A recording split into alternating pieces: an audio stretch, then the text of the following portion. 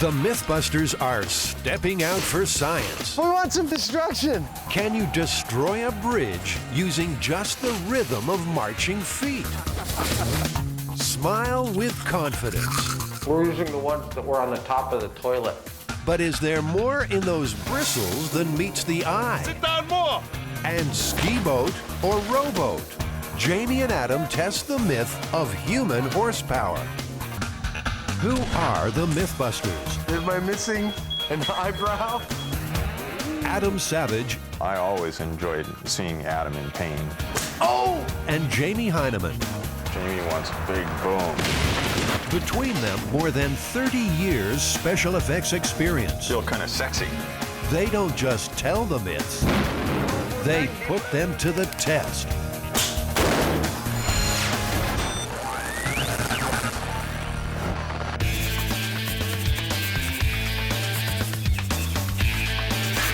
All right, Adam, so we're standing in front of this bridge and we're wearing silly hats. What are we doing? Well, this one is called Break Step Bridge, and it's actually at least a couple hundred years old. The idea behind it is that soldiers marching in formation in sync across the bridge might actually destroy that bridge. The myth says the problem happens if soldiers' marching rhythm matches the bridge's natural vibrations. They amplify the wobble, increasing pressure on the structure. According to folklorist Heather Joseph Witham, history records that as a dangerous combination. The first instance we know of this occurring was April 14th in 1831. The Broughton Suspension Bridge spanned the River Irwell in Manchester, England. There was a group of military men marching across this bridge when a pin collapsed and a chain broke and part of the bridge actually collapsed into the river.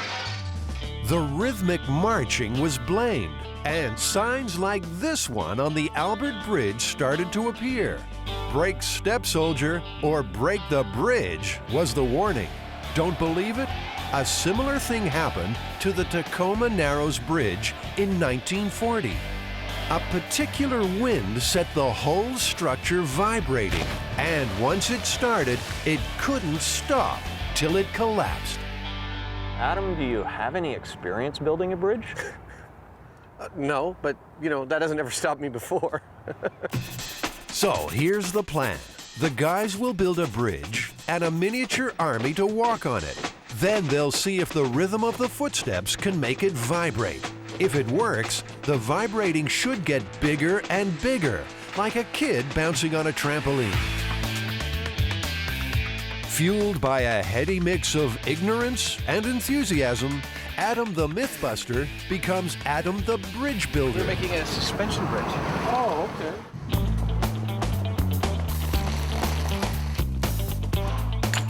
Never one to think small. Adam's first ever bridge will be 60 feet long and 6 feet high, a mini Golden Gate. Essentially, he's making long, flat, strong boxes. He'll need 6 exactly the same to join end to end to make the roadbed. And I've only got to make 12 of these, you know, in like a day. I've done more work in less time. He's also been known to do less work in more time, but today he's making progress. That's pretty good. Take the extra time on the front, save it on the back. Life is good. Do you remember the guy in the beret and the mustache on that? Well, that's me. Yeah. Life's good for Jamie, too. He's on the hunt for a piece of equipment, and it turns out the guys who make it are fans of the show. Better still, they send a whole box full in no time. Wow. Jamie has a new toy. This is a brand spanking new Kinetrol actuator. These would normally open and close a valve on, maybe in some industrial process. Only Jamie could get excited about a piece of industrial equipment. But then only Jamie could see its potential to make little marching robots. Put a crossbar on here with a shoe on the end of each crossbar, and so as this thing swings back and forth like this, the shoes will go up and down, and this thing will go up and down, and that's our walking mechanism. If all goes well, it won't be long before Jamie's hearing the pitter-patter of little feet in army boots.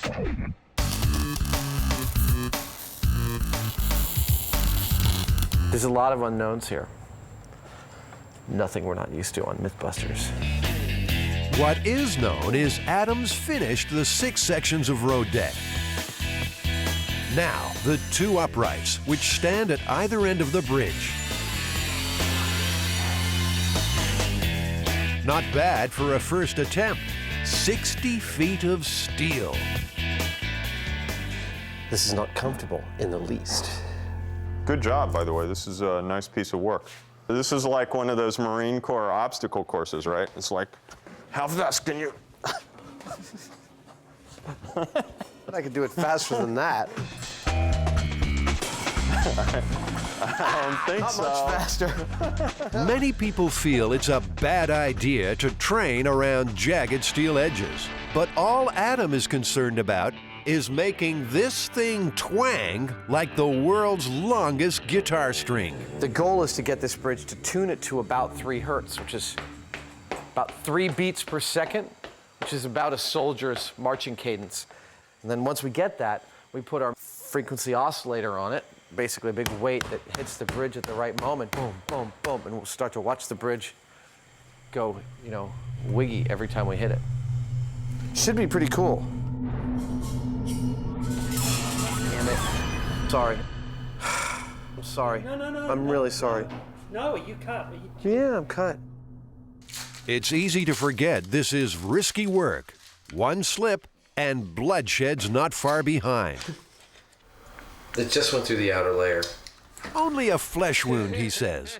Adam showing a bit of British stiff upper lip. Of course, not everything the Brits do is so rigid.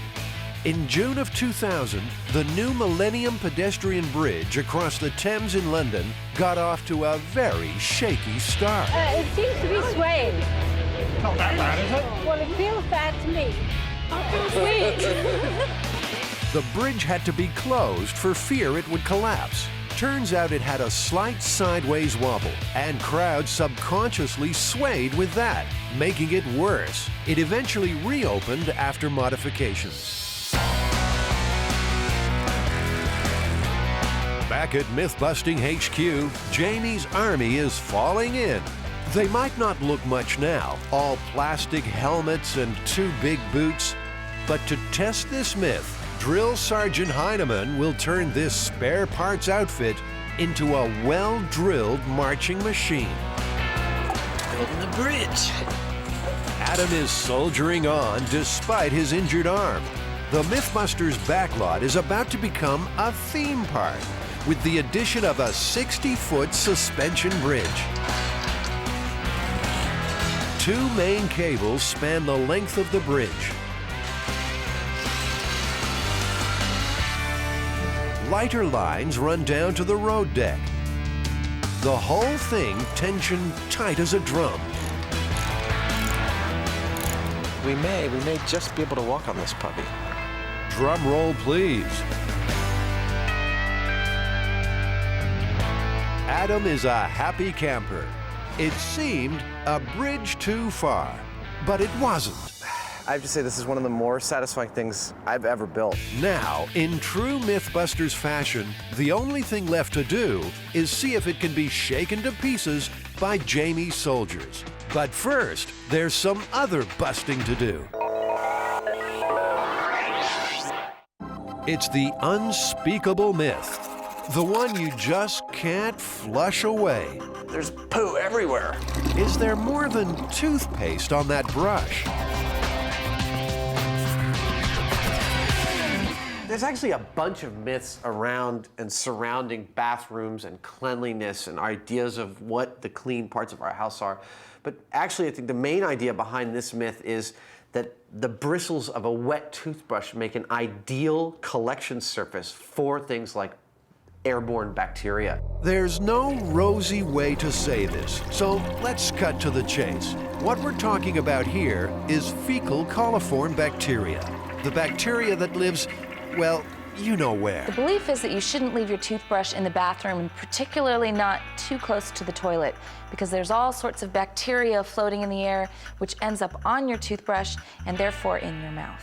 Adam, you know, before we even start this experiment, we should probably do a simple test to see whether the toilet actually produces an aerosol. You mean like whether when it's flushing it actually makes little droplets and vapor that go everywhere? Exactly. Some color in the water, and Adam's got any flying droplets covered. Ready? Okay, go. Oh, I see some drops. All right, well, there you go. The aerosol part of the myth is definitely true. Yeah, these are probably the least of our worries because we can see these and they're big, heavy drops. What we should be concerned about, I think, are the ones that we don't see, that are little tiny things that may be going who knows where. But can those tiny droplets drift all the way to your toothbrush? The MythBusters aim to find out. Well, do we have a plan? Of course we have a plan. This is MythBusters. The reason we've got so many toothbrushes here is because we want to lay out a really broad test pattern to see if distance from the toilet, orientation to the toilet, and height from the toilet affect the number of fecal coliforms that we can find when we test the toothbrushes. Adam has clearly given this whole dirty toothbrush thing an awful lot of thought. In no time, he's fitting out the bathroom in the MythBusters workshop. I'm going to use this PVC and some fittings to make a pair of toothbrush racks. And so the rig begins. Forget fancy blueprints. He's making it up as he goes along. It only has to last for a month. Ow!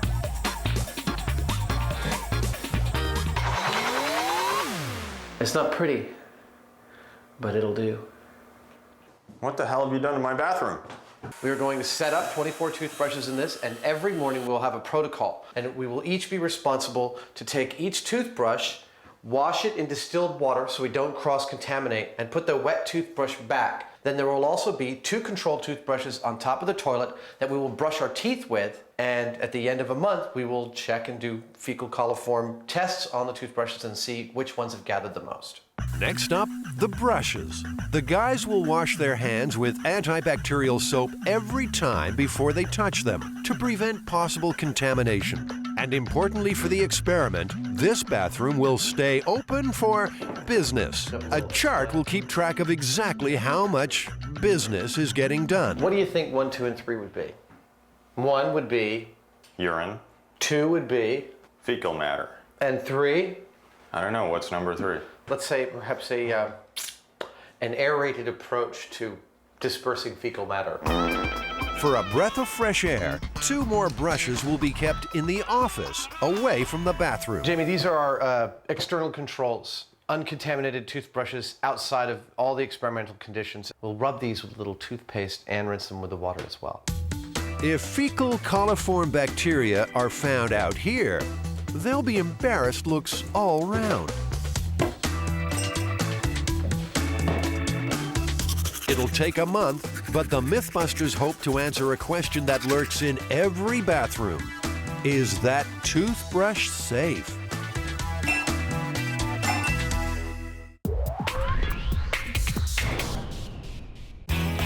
Heard the one about the rowboat and the water skier? Sit down more. I'm straight. Stanford University has. If they pull this off, they'll become myth-busting immortals. This is Apollo 13, baby. In Houston, we don't have a problem. Big guy, what is the one we're doing today? We have a new sport. It's called row skiing. Row skiing. Yeah, you water ski behind a rowboat. So what, are we gonna get out a little dinghy rowboat? I'm gonna start paddling as fast as I can while you try and get up on water skis? Actually, it's skiing behind a rowing 8. Now that's an 8-person rowing shell. The question is, can we get up on a plane with water skis behind a boat like that? So we're gonna ask 8 strapping young lads in the prime of life to yank our sorry asses out of the water? That's the gist of it.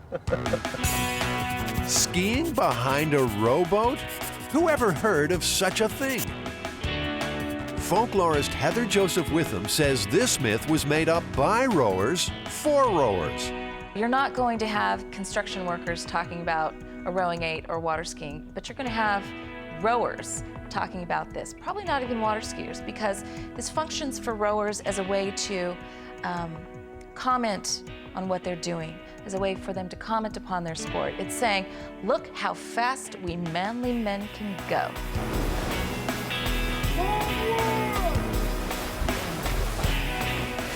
The fast, manly men at the Stanford University's varsity rowing team have confidently agreed to put their egos on the line to test this one. Picking up the water. These boats are $30,000 worth of carbon fiber rocket ship. That's up. With crew on board, it weighs nearly a ton. But the acceleration isn't like a motorboat. It surges and sinks with every stroke. It is about accelerating only when the blade actually enters the water. Once it's out of the water, it's all poetry and love sonnets. Everything is cool and easy. Once the blade goes back in, it's dark and violent thoughts. Sam, stay focused. A racing crew will be having those dark and violent thoughts about 40 times a minute. Going fast, they'll generate a boat speed of about 15 miles an hour. Skiing is normally done at 20 or more. Have you heard the myth about water skiers being pulled behind these boats? Yeah, I think it's urban legend, but we're out to prove them wrong. You think it can happen? I don't know, man. These guys got legs like steel and arms like pipes. I think they can do it. Even at top speed, they're slow by skiing standards. And that's before they add the drag of the skier. But failure is not a word in this coach's vocabulary. You know, I got a feeling that good things are going to happen. I think we might have a new business. We might be pulling people here. These workouts might be a good way for us to go faster. Amazing to watch. Made me feel pretty fat and old. They're so in sync, and there's so much testosterone flowing on those boats. You can just feel it. And, you know, we give them a real challenge, like get this guy up out of the water. They're going to be, you know, just scrambling for it. It's going to be fun to watch. Now the MythBusters have a big problem. The athletes might be up to the challenge, but neither Jamie nor Adam knows how to ski. You must be Willie.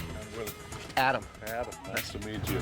Hi, Willie. They don't just need a fast teacher, they need the water ski Terminator. Good. So you guys are skiing now? We're here You for want to some learn lessons, it? yeah. Okay. We're gonna get the lessons going here. This will be an unusual session for Willie. He'll be teaching them how to go slow. He was a champion skier in Germany before moving to America and turning pro. Go about 1,500 RPMs to establish the minimum speed for him to ski at.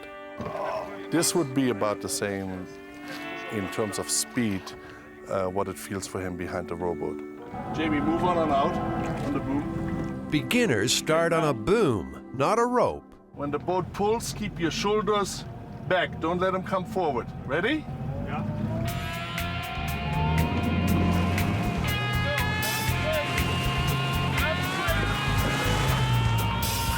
This is why I wanted Jamie to go first. Made the mistake in bending his arms. He got to keep his arms straight consistently. Arms straight. Keep them straight. Slowly stand up. Okay. Get your shoulders up, Jamie. Stand tall. Get your shoulders up. There you go.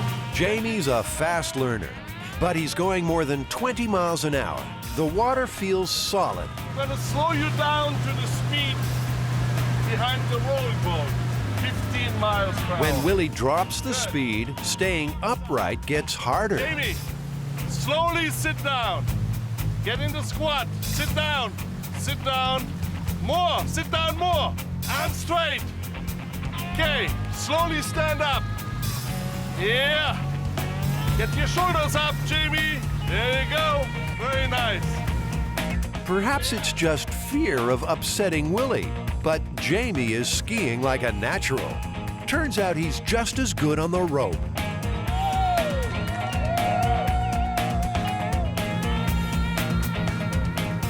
That felt pretty good. We did get it down pretty slow. I think we just nudged 10 miles an hour, which is, my guess is probably the minimum that we can really reasonably expect to stay up on the surface of the water. The slower you go, the harder it is. Now it's Adam's turn. never had a pair of big old paddles strapped to my feet before. We'll see how much of a fool I make of myself. Hopefully a lot. In fact, he does just fine. He's on the rope in a jiffy.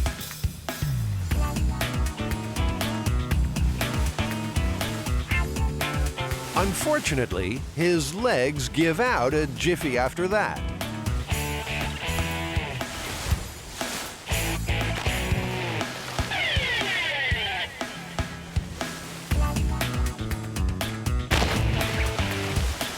I think Adam is one tired cookie. Even with the falls, Jamie and Adam have Willie's seal of approval. They're ready for the challenge. I do believe that both skiers you have here, Jamie and Adam, can do this. I think the only difficulty that I can think of is for the crew to generate enough speed initially to get him out of the water. I tell you, Jamie can have this one. He can water ski behind that boat. I'm not in shape. You know, it's all this like upper thigh and lower back power that you've got to do, just like halfway in this crouch. And a couple times I just dropped because I had no more strength. I think if the guys are actually physically capable of pulling me through the water, that I can do it. You know, it's just a question of how fast they can get going with that kind of load. It's all up to those Stanford, you know, butch guys. Stanford will get its chance. But first, there's that other nasty myth to attend to.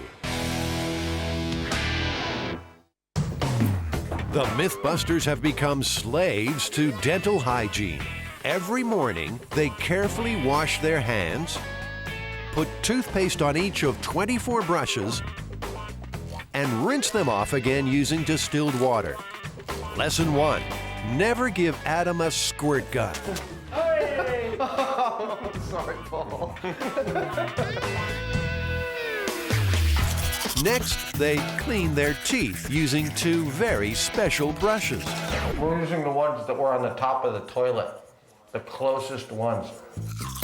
At the end of the month, they'll test the brushes for fecal coliform bacteria. If nothing else, they've busted the myth that television is a glamorous industry. Today, it's toilet bowl close-ups. Mate, you've reached the pinnacle of your career. They couldn't get any better than this, could it? Toilets and cleanliness are the subject of many an urban legend, including this one. There's a young couple honeymooning somewhere in the Caribbean, and they come back to their room and they see that it's been ransacked. They've been burgled of just about everything. There's only 2 things remaining: their camera and their toothbrushes. So they go out and they purchase new clothes and other necessities, and they end up having a fantastic time. So they get home and they develop their film. And upon looking at the different photographs, they get to one that, what's that? And they notice that one thief has taken a picture of the other thief mooning, and the picture is of his backside with their toothbrushes sticking out. Jamie and Adam aren't swallowing any of this myth. But they are professionals, and they're on the scent of something big. You know, given that I've had toothbrushes sitting near toilets for nigh on 30 years at this point, 35 years, it doesn't bother me at all. It's a long, boring, dirty job ahead. But if anyone's qualified for this sort of work, it's the MythBusters.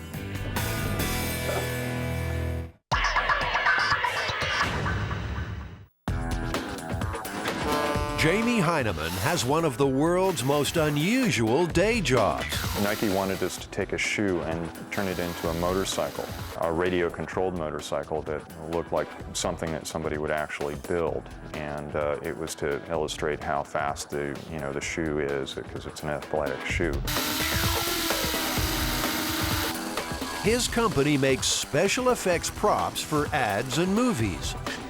We had to start off with pre-existing motorcycles and check them out and learn how they were put together. And then we modified that kind of thing and ended up actually pretty much building from scratch an entire motorcycle mechanism to fit within the shoe. They wanted us to run it on AstroTurf. We this thing even having even a small pebble is like running over a speed bump.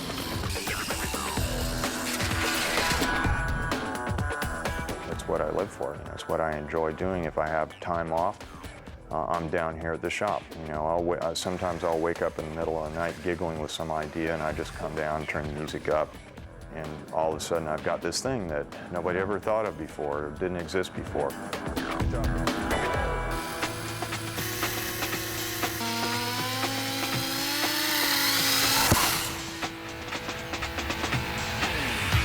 Now the guys are using the same ingenuity when it comes to testing the break step bridge. But seeing as no one would let them wreck a real bridge, Adam has built one himself. And Jamie's built, well, he's built these things. Not just one, but 12 little dudes. Custom-made stompers, whose mission is to shake this bridge to death. It certainly got the neighbors talking. So Ed, have you heard the story about the break step bridge? Yes, I have. What have you heard? Well, I've heard that there was a battalion of men, soldiers, walking across the bridge. The bridge was supposed to have wobbled and tumbled. That's what we're going to try and replicate here. It's great. It's great. The plan is to hook the soldiers up to an air compressor, normally used to power a jackhammer. Jamie's little guys should start marching. If they get the speed right, that should set the bridge vibrating. They're going to launch these things. It may like flip the whole bridge over or something with the first turn on of the switch. There's no way these are going to flip my bridge. Not even close. This was built to last. Okay, let down. Maybe it's not indestructible after all. All right, cool. At least we're finding all the weak points. All right. A few repairs, and the bridge is over its troubled waters. And now they're ready to wreck it. I say we go for it. Okay. You're the bridge builder.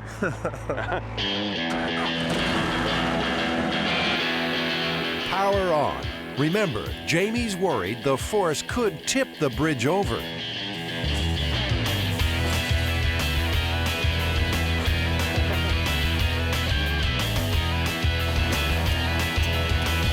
Jamie's made a doo-wop group, not a battalion of soldiers. It's like the California Raisins. The boys are looking a little wimpy. Seems Jamie's not feeding them enough air from the compressor.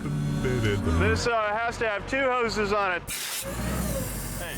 Seems that Jamie didn't really inspect the equipment with any real Heinemann eyeball before testing the compressor.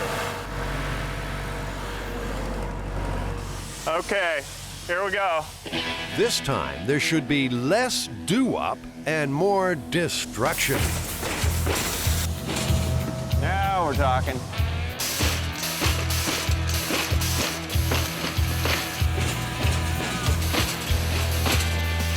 They've got plenty of power now, but the soldiers aren't perfectly in time. They're not getting the single regular vibration through the bridge called for in the myth. Instead, those boots are just smashing Adam's road deck to pieces.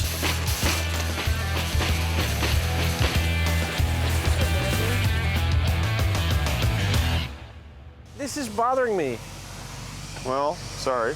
It's I wish you'd thought about that, because it's just like people are going to watch this, is going to start to smash up the stuff without it moving, and people are going to be like, what the f are you telling us? To get the timing exactly right, Jamie will have to individually adjust the airflow to each of his soldiers. It's a fiddly process, and fiddly is not Adam's strong suit. I have to say that actually at the very start of this, Jamie and I had a big argument about whether or not to do this electrically or pneumatically with air. And I strongly suggested that we not use air. I explained it to him in great detail, and he decided to ignore a good portion of it. I'm pleased that the actuators are definitely doing what we needed. They were the right choice for this job, and they'll certainly go as fast or as slow as we need to get them to go. I think the biggest problem is not my little soldiers, it's the bridge. There's blame in the air. But it's not always easy to destroy a bridge. In a master stroke of forward planning, this one in North Carolina was completed just before a dam was due to flood the valley. So, gathered around a very small table, the authorities decided to knock it down. First, they piled on huge weights. That only resulted in an amazing new use for animated arrows. So, they called in the Air Force, but the flyboys were having an off day. So was the artillery, come to that. Finally, mines did the trick in spectacular fashion. Adam and Jamie are desperate to destroy their bridge with a bucking bronco vibration that shakes it to bits. When we hit the resonance of the bridge going up and down with them will be extremely rhythmic and will get bigger every time. And it'll actually be pretty catastrophic. Catastrophic destruction is the desired outcome for most MythBusters experiments. So, for the third and final time, Jamie's army is readied for combat. All right, Jamie. Nice and slow.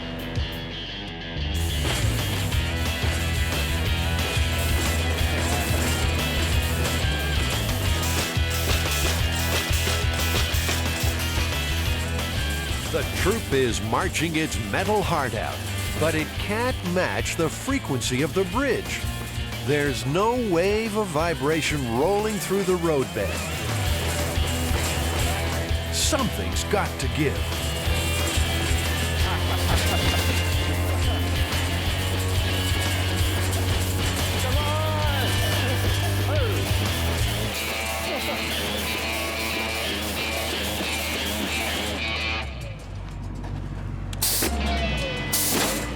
They've broken the bridge, but only through sledgehammer power, not sweet harmonic vibration. All my cables held. Yeah, it's these things are starting to yeah, look, working. the whole thing parallelogrammed. Yeah. That's where it failed. These things appear to me that we were just beating on the thing. And while the beating was in a certain rhythm, I don't see the bridge responding to it in that rhythm. Jamie's army will be sent home in disgrace. But like the two last soldiers left out in the jungle, the MythBusters refuse to accept defeat. Jamie is already planning another monster robot to attack the bridge.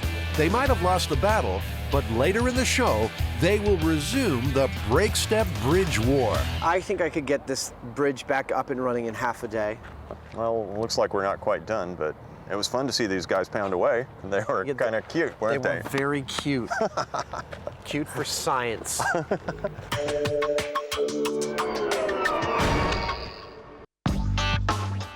There's absolutely nothing cute about the toothbrush surprise. I'd like to point out the difference between my toothbrush and Jamie's toothbrush. Bring it up. Jamie's is neat and perfect. Mine is absolutely trashed. I don't know what that says. The only good news, this is the last day before the brushes will be tested. I get them wet, and then I foam the toothpaste on, and then I rinse them out. We could do a myth about how fast paint dries. For the last month, they've been testing the myth that microscopic fecal coliforms can waft from your toilet onto your toothbrush when you flush. A month is a long time for this kind of work. Watch every action-packed second as water and toothpaste meet in a fecal coliform farm of total destruction. To see if there really is something to worry about, the MythBusters have called on expert microbiologist Dr. Joanne Engel. She's going to subject the MythBusters bathroom to more scrutiny than is strictly desirable. So I'm taking the toothbrush and I'm spreading it on the auger here, so if there's a lot of bacteria on here, it'll grow. And then I'm also dipping it into this bacterial broth. And again, if there's just even a couple of bacteria on here, it'll grow overnight after I incubate these in a nice warm oven.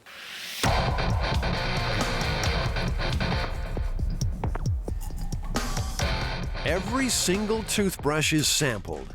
These are the ones that we've actually been using to brush our teeth. It's been a very busy bathroom. But there's also the 2 controls kept out in the kitchen. This is the first time either of these toothbrushes has been in the bathroom. Okay.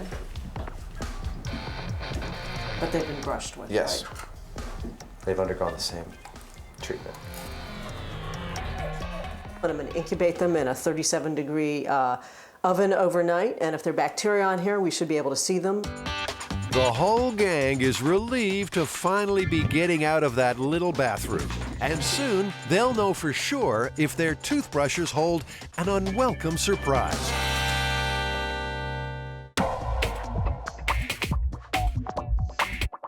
The MythBusters are ready for the water ski challenge. Can you ski behind a rowing 8? So you ready? There's more than a myth on the line this morning.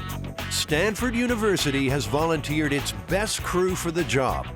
Their reputation is at stake, though Coach is playing it cool. With the expert crew that MythBusters has provided, I believe that there's no way we can fail. First things first, these perfect, fragile rowing shells don't come standard with a ski rope. The MythBusters have got to tie one on without tearing a hole in the boat. If we run a line of thin, like high-strength cord to each one of these outriggers times 8, that's more than enough distributed load across the whole boat, and you ought to be able to water ski all day behind it. All day, huh? It's only your thighs that are going to give out, buddy. By distributing the load over the 8 riggers, Adam will minimize the strain on the boat and the rowers. For the most part, these guys won't even be able to see this rig. It won't affect their rowing at all. $30,000 per boat. We don't want to put a nick in the darn thing.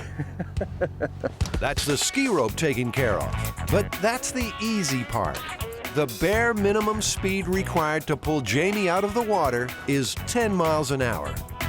In a race, a crew can reach 15, but Jamie's drag is sure to slow them down. It would certainly help if I weighed a lot less than I do. I weigh about 180, 170, 180, and you know, if I weighed 100 pounds, and I'm sure it'd be easier on them, but that's why we came to Stanford. Another problem for Jamie is, unlike a speedboat, the power here won't be constant. It will surge with each stroke, pulling him off balance. Coach has a strategy. You're gonna have to just be the walk-on guy, you know what I'm saying?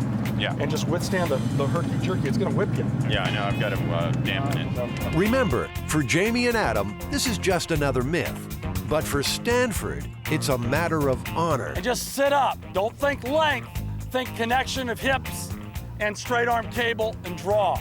Let's have the boat just tug them a little bit. Suddenly, Jamie's being dragged into something bigger than he realized. It's too late for second thoughts. This is about sporting glory or national televised failure. And there are no excuses. Explanations did not get the man on the moon, and it will not get this MythBuster out of the water. Okay? This is Apollo 13, baby. In Houston, we don't have a problem. Get ready. Attention. Go!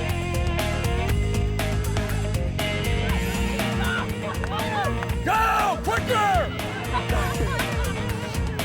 Wait up! Ho! Ho! Hey! Hey! Stop rolling! If you're not pulling, stop! Jiminy Jack Christmas. These guys are still rolling. So close. He was up, but couldn't hold on with the surge. This might just be possible. Jamie, man, that was beautiful. It was working. You think you can get it going? It's just in a state of constant, almost out of the water. Right. It's the hardest thing that a skier can do, I think. Well, you think you're good for another go?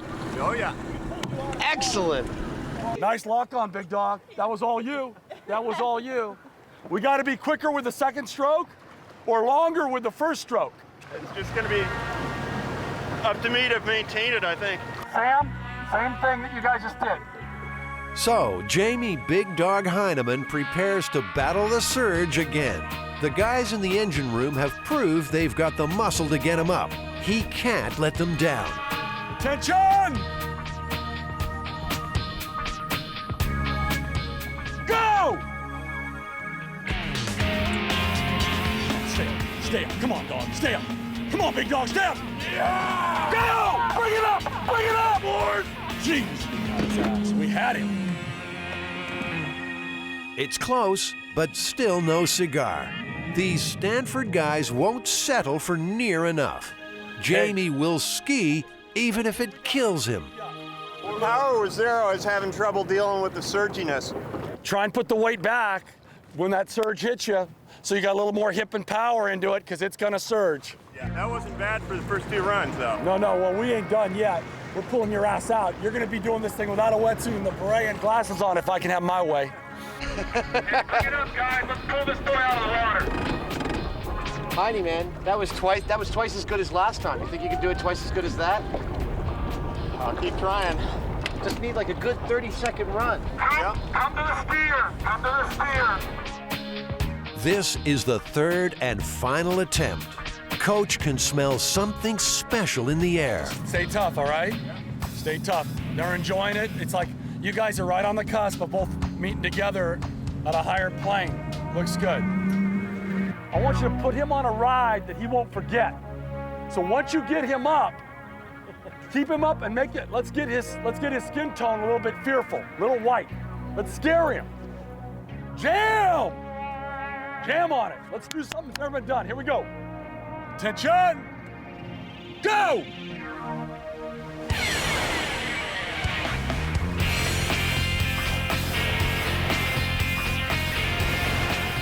He's up and he's skiing. Nicely done, Jamie! Yeah! Keep it going, big dogs! Keep it going, big dogs! From that boat! From that boat! From that boat!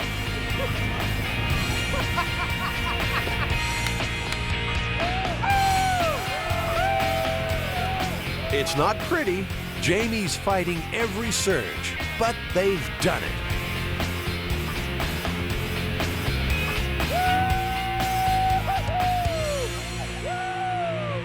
Nice job, big dog! Yeah, guys! Yeah! Nice job!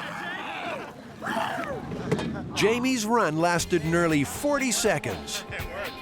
I'm pleased as punch. That worked better than I'd ever hoped for. The fact that I could do this says that it ain't as ridiculous at all as we thought. Yeah, it was a workout. I was breathing hard after that. It's like, whoa, whoa. Good job. Stanford's finest have prevailed and proved this weird myth really is possible. Never underestimate young, strong MythBusters. One of those good things about youth is they don't know obstacles. You the man, or as we say, YDM. YDM.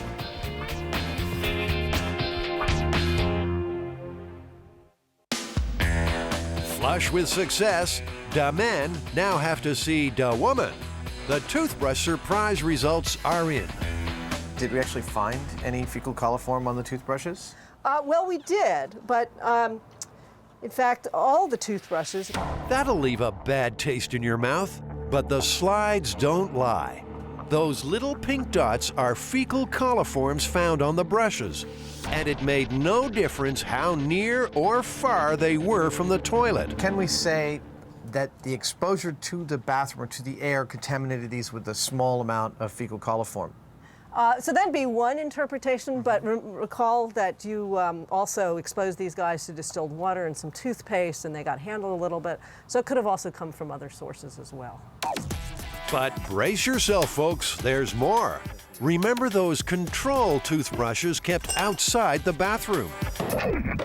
There was also fecal coliform on our controls, which were nowhere near the bathroom. That's right. That's these guys here. So they have some pink colonies on them, too. Unpleasant as it seems, fecal coliforms are virtually an unavoidable part of daily living. But it's not all bad news. So, you know, this is perhaps the most critical question. Should the American toothbrushing public be worried about our results that there's fecal coliform on their toothbrushes? No, I don't think they should be. It's a very low level, and as you can see, we're all happy and healthy standing here and been exposed to that. Easy for her to say. Adam and Jamie have just learned a valuable lesson. Some myths are best left unanswered. You know, we put our bodies on the line a lot on this show, but brushing my teeth with fecal coliform for a month, that goes just a little bit farther than I really wanted to go. There's poo everywhere. What are we gonna do?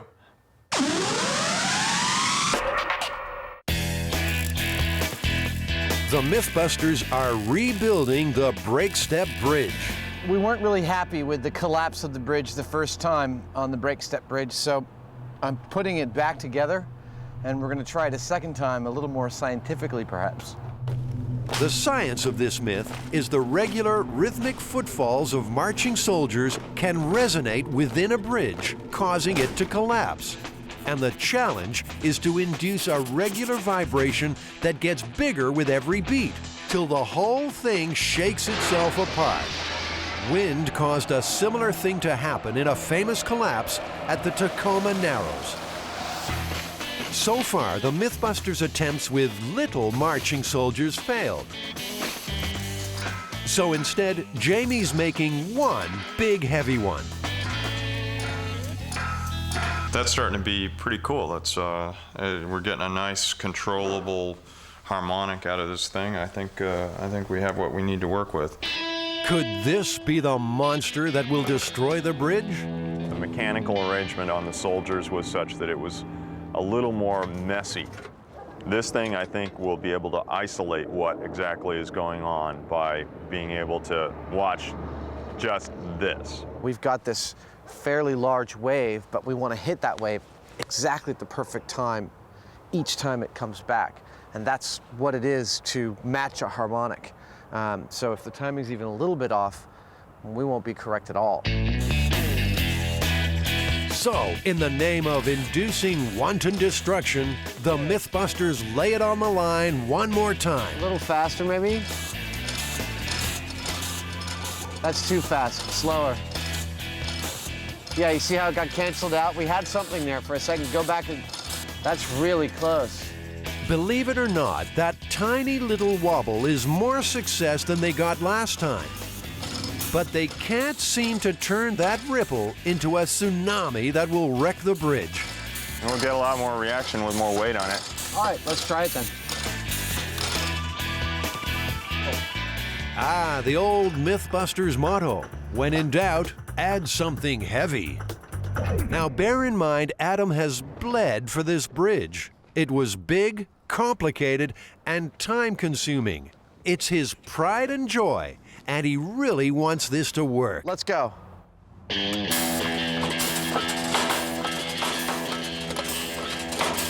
Faster. Oh!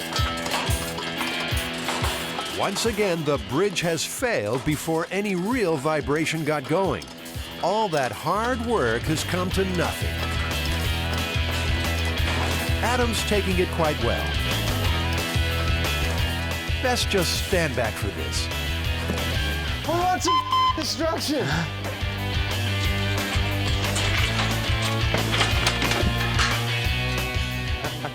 Feel better now? I do feel better now. Good for you.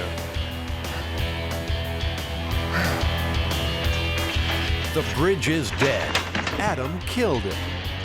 For all their time and effort, they couldn't replicate the myth. Maybe this one just never happened. My thinking on this would be, given your average platoon of soldiers and your average large suspension bridge, there's no danger they pose to the bridge. I'd say the myth is totally busted. It would have to be that they were so close to the overloading weight of the bridge to begin with to create that kind of force that I think it is truly a myth. Excellent. Let's pack this puppy up. I'm tired of busting myths today. Okay.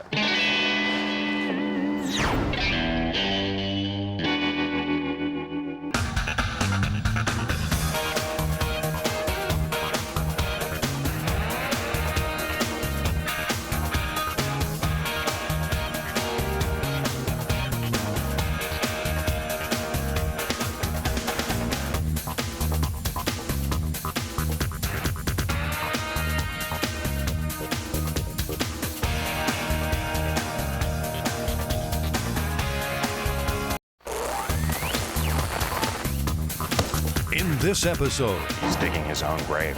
The MythBusters take on the mob. searching for Jimmy Hoffa under Giant Stadium. I really don't want to know who put him here. They test the taxi tornado. Can a jet engine blow a car right off the road? And braving the daddy long legs. Is it really the world's most venomous spider? Who are the MythBusters? Am I missing an eyebrow? Adam Savage. I always enjoyed seeing Adam in pain. Oh! And Jamie Heineman. Jamie wants big boom. Between them, more than 30 years special effects experience. Feel kind of sexy. They don't just tell the myths. Farewell, cruel. They put them to the test.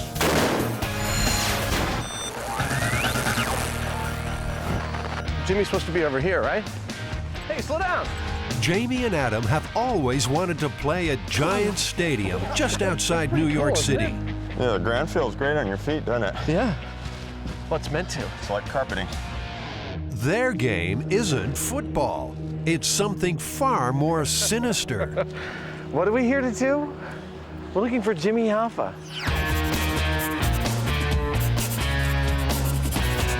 Well, here we are in New Jersey, Giant Stadium. What other myth could we be doing? It has something to do with Hoffa, doesn't it? Exactly. This stadium is supposedly the final resting place of Union boss Jimmy Hoffa. The residents know all about this story. Coach, have you heard the myth about Jimmy Hoffa being buried here at Giant Stadium? Oh, absolutely. That's the first thing I heard about when I was here in '91. I was assistant coach. What have you heard about it? Well, everybody says he's buried right here on the 10-yard line, probably about a foot behind where you stand right there. And there used to be a hump right there. A hump? Yeah, and there was even the story, and it's true, that a player was running for a touchdown and tripped over the hump and fell down, and they said that's right, tripped over where Hoffa was buried. Jimmy Hoffa was a ferocious fighter for workers' rights. As powerful head of the Teamsters, he was investigated over alleged mob connections and misuse of union funds. Expenditures that I needed at that time, I can't recall offhand. And this was in cash also? That's right. And no collateral, no note? That's right. And no interest paid? That's right. Teamster boss James Hoffa surrenders to U.S. Marshals to begin serving an 8-year prison term for... In fact, he only served 4 years after the sentence was commuted in 1971. But in July 1975, he disappeared without a trace from a Michigan parking lot.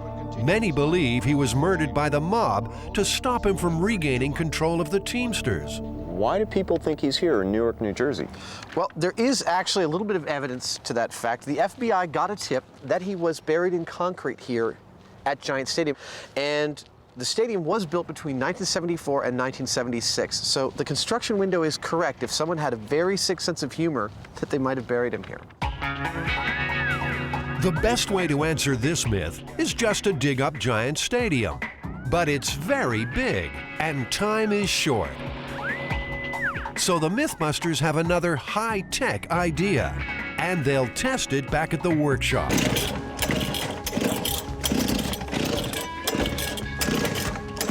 They're a little out of practice. To replicate this myth, first up they're digging a hole in the concrete, big enough to conceal a body.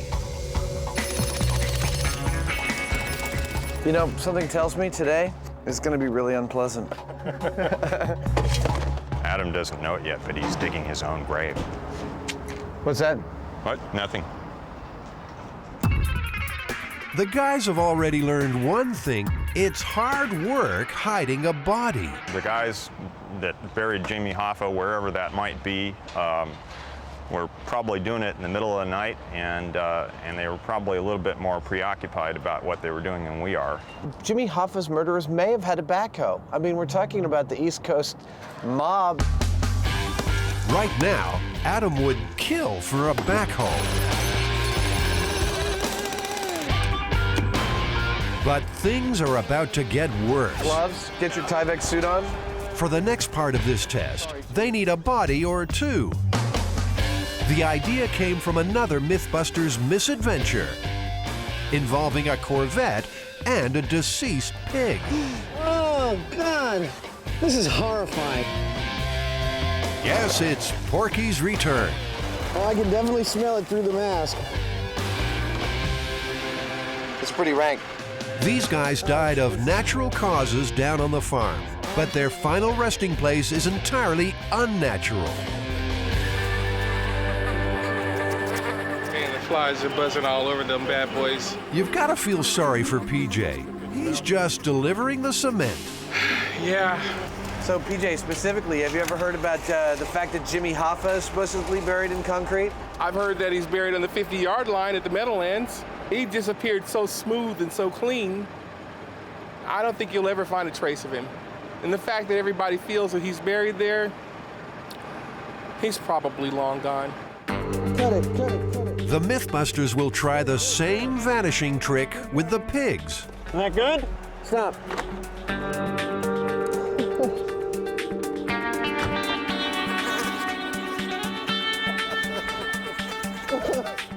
The smell is, it's pretty bad. All right, hold on, here we go. Okay.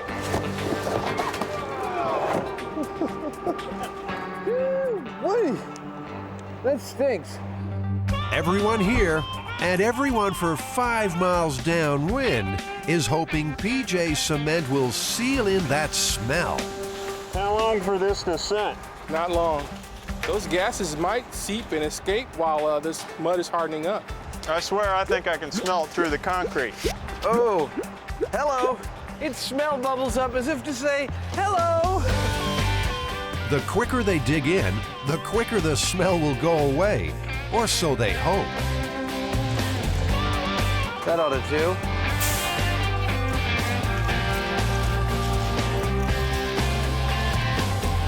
I want you to sign this little waiver here just in case the sidewalk explodes or whatever. Okay. And they'll say, well, PJ's cleared on that. Okay. It's all in the name of science, though, It is right? all in the name of science, exactly. But it's more than science at stake here. According to folklorist Heather Joseph Witham, the Hoffa myth is buried deep in the American psyche. We tell stories about Hoffa because he's this wonderful American hero, anti-hero, because he's the quintessential American worker, and because there's this tremendous mystery surrounding his death. And it involves the Teamsters Union, it involves mob bosses. It's a wonderfully American story. In essence, it's a great mystery. It's a mystery to the guys how that pig smell is still escaping the hard concrete 2 weeks after the burial. Without a doubt, we completely failed to take into account how tenacious the smell of rotting dead pigs can be. It's caught us in every way that it could catch us. In desperation, Jamie covers the whole stinking slab in a latex seal. It's a timely lesson for our trainee mobsters. Out of sight is not always out of mind. If you were some kind of a nefarious person trying to do something like this, I would suspect that you might have a similar problem unless you were really careful. It's something to ponder. Those pigs will teach them everything they need to know before embarking on the hunt for Hoffa. It's the taxi ride from hell. You just wanted to go to the airport, but end up getting blown away. That was really cool, and that really sucked.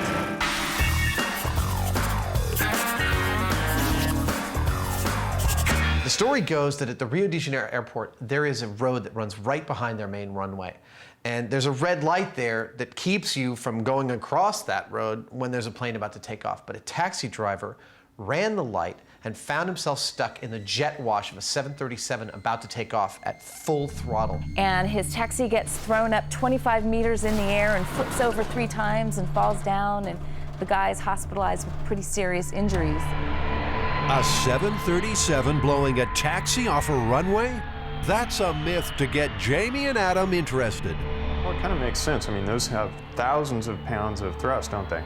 Apparently they do. This is what's coming up for us to test. So the challenge is to see if jet engines are powerful enough to roll a car. Big machines and wrecking stuff. the MythBusters' 2 favorite things. First things first, they need to hail a cab. Here you've got a cab for sale. Yeah, we do. This is a 1999 Chrysler or Dodge Intrepid.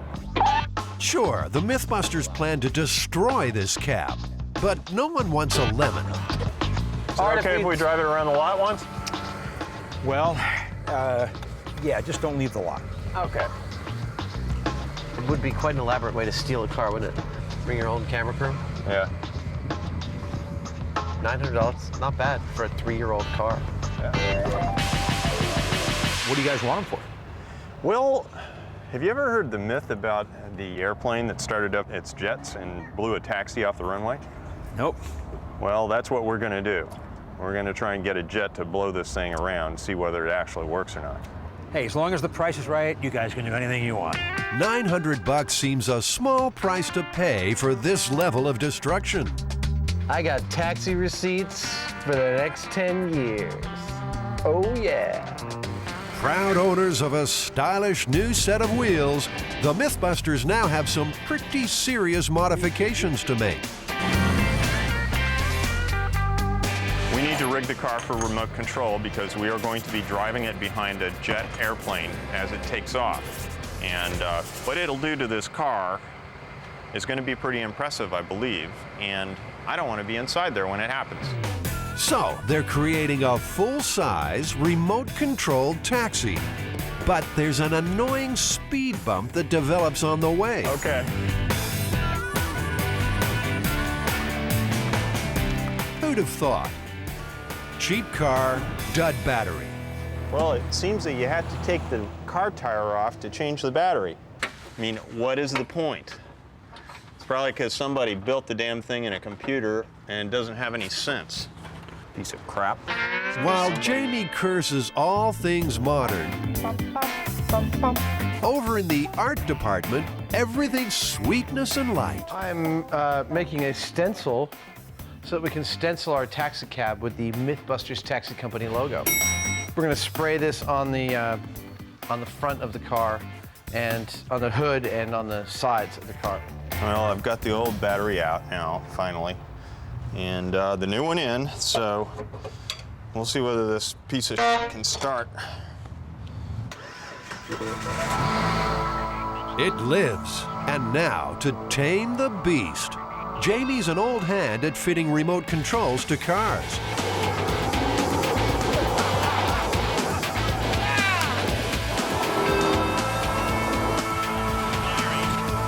In fact, he gets quite a kick out of it. For this job, he'll need remote control of the accelerator, brakes, and steering wheel. There'll be 3 controls, and I'll be able to operate this car from, I don't know, a couple thousand feet away or something. First up, the throttle. We simply removed the cable from the cruise control and have hooked it up to this little servo here with a special fitting that I make for this very purpose. That little motor will pull the throttle cable when Jamie gives the order. Jamie's got a lead thumb.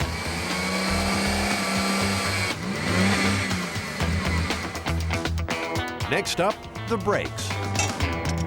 A remote-controlled piston is welded to the pedal. It'll act as a kind of bionic leg. When you're welding, you can't really see other things that are going on around you. You know, you can see the weld okay, but not little bonfires that happen to be starting right all around you. While Jamie plays fireman, Adam is moonlighting as a sign painter.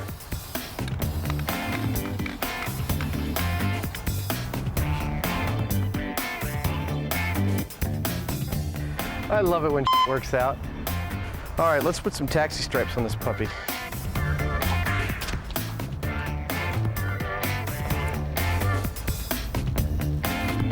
I think Jamie and I should drive around and pick people up. With nobody in the front seat.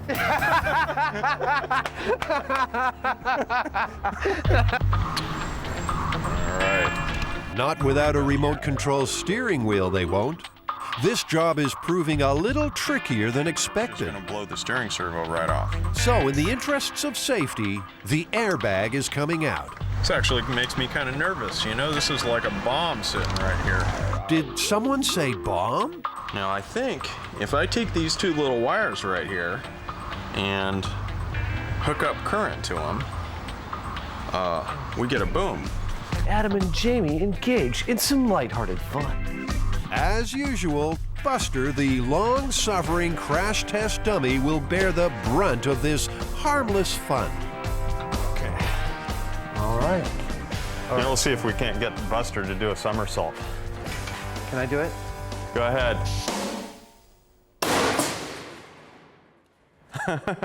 Oh well. I'm thinking that I'm just gonna sock this pulley right onto the two holes that are centered on this steering wheel. When I'm done, this will stay rigid and the steering wheel will turn, like so. Nothing to it, really. Seems like it's working. Another Heinemann triumph. Sometimes he makes things look a little too easy. Adam's got another bone to pick. There's a reason I wear black, so I can get really dirty and it's harder to tell. Jamie is wearing a white shirt. His hands look like he's a coal miner, and I'm having trouble spotting a stain on the damn shirt. It just makes me want to shake his hand and then slap it on his chest. So they finished their magic taxi, and now it's time to take it on a road trip to destruction. Of course, no adventure is complete without the forgotten MythBuster. Buster's got to get dressed and get in the cab so we can go, and we're all waiting on Buster. He's not luggage, he's the star of the show. Okay, well then, that means that every time we move the car, we have to remove Buster. No, he doesn't go in, he can go in the passenger seat, that's all, the passenger seat. Okay. He seems a little reluctant to come along for the ride. There you go. Jamie's much stronger than I am. I'd say he's unusually strong. Everyone knows this trip will end badly for the taxi, and probably Buster too. But undeterred, the MythBusters ride on, in search of a 737 jet willing to blow their car off the road.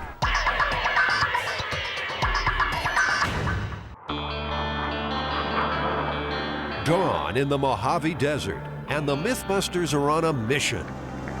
This is where America's airplanes come to die, or at least rest for a while. We're here at the Mojave Desert Airport at a storage facility where they keep jet airplanes when they're not in service. Even though it's 6 in the morning and I am not the greatest morning person alive, I'm in an airport salvage yard with huge husks of planes around me. I'm in pig heaven. They've come to this junkyard nirvana to test the jet taxi myth, which claims the jet blast from a 737 on a Brazilian runway blew a taxi right off the road. To the MythBusters, this seems a disaster worth recreating, so they've converted their very own taxi to remote control. I've had nights like that. Yeah. It's not that maneuverable, but we don't need it to be. We just need to get it out and into the jet wash, and we're golden. Now, there are two vital ingredients to this myth: the taxi, which they have, and a jet, which they don't yet. But they have arranged for one to be waiting just across the airfield. Jamie is getting excited. I guess the biggest excitement is that we really don't know for sure what it's going to do. Those jets have an awful lot of power, so you got to think that it's just going to pick this cab up and throw it. I think this taxi's just going to turn into like a leaf in that kind of blast. Now, it's hard to miss a 737 in an open field, but here's a worry. Theirs is conspicuously and disturbingly absent. Hello. Yep. Yeah, okay, all right. Yep. The insurance company has decided the stunt could damage the aircraft and pulled the plug. The whole reason this is an issue is because we can't control, we don't know what the jet will do to the taxi. That there's no way in hell that taxi is going to do anything but go farther away from the jet. There will be no plane on the ground, and there is certainly no love in the air. So we got a yes yesterday and a no today. It's just like, it's driving me crazy. Here it comes. That's our plane, man. That was our destiny. Oh, that would have flipped our taxi. I want to see a taxi flip. You know, we came all the way down here where they've got a plethora, a congerie of planes, and, you know, we can't get one started up. And there's so many bazillion different reasons why we can't get one started up. It would boggle your mind if I explained even 5 of them.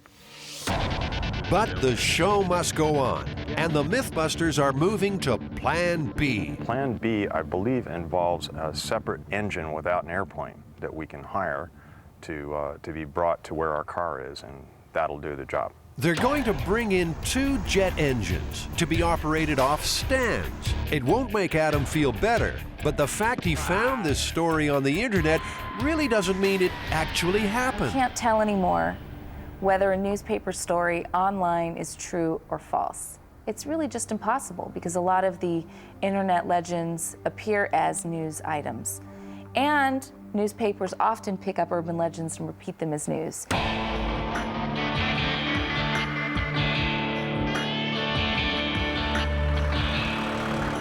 Early the next morning, the MythBusters' new grounded engines arrive.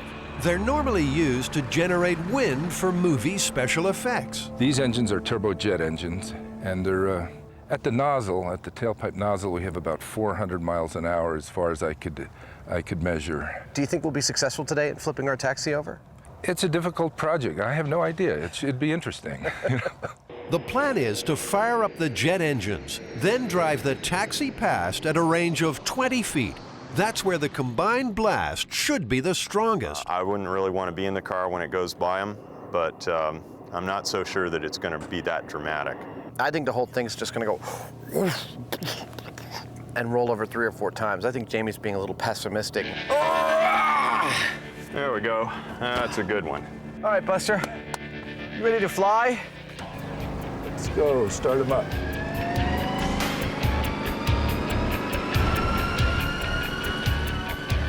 They might be smaller than a 737, but these jet engines still pack a punch. A combined output of about 7,000 pounds per square inch. Now, like the Myth, the cab will take its chances, running the gauntlet through the jet wash.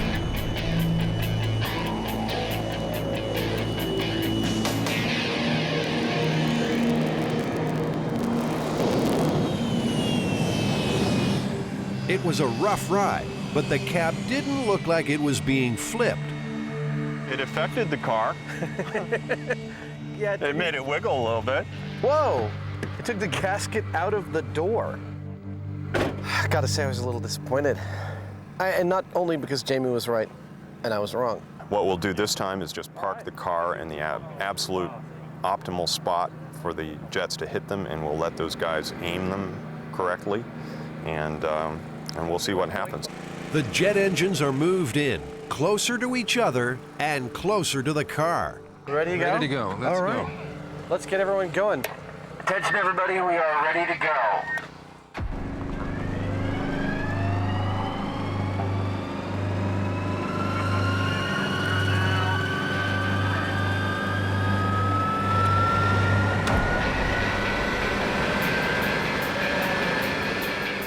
If the near side rises just enough, the blast will bounce under the car and flip it.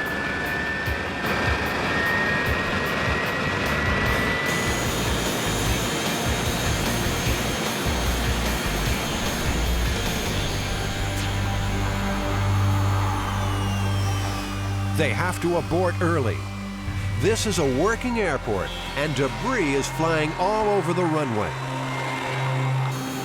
First, the taxi sign, then the front fender,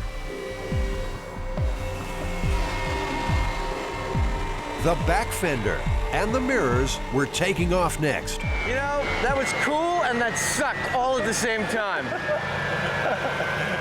That was really cool and that really sucked. And here's an unexpected development.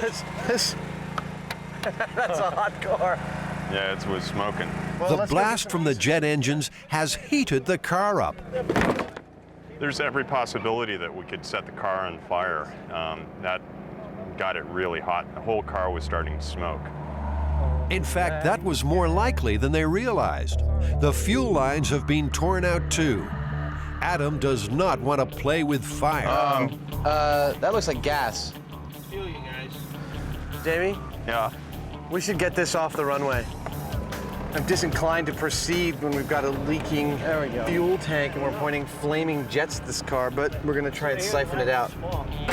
While the tank is being emptied, the jet engines are being moved to a safer position for one last try. Nicely done, Jamie. Is that good? Keep going, keep going. And a few modifications are made to help the taxi on its way. We're just trying to get this car to flip. We know it can flip. We're just trying to help it along. We've let the tires out on one side. We put it on a little bit of a slope. We are jacking up the side that faces the wind, and we should get a rolling cab. If this doesn't work, it's safe to say it never will with these engines. The meter is running, and time is nearly up for this myth.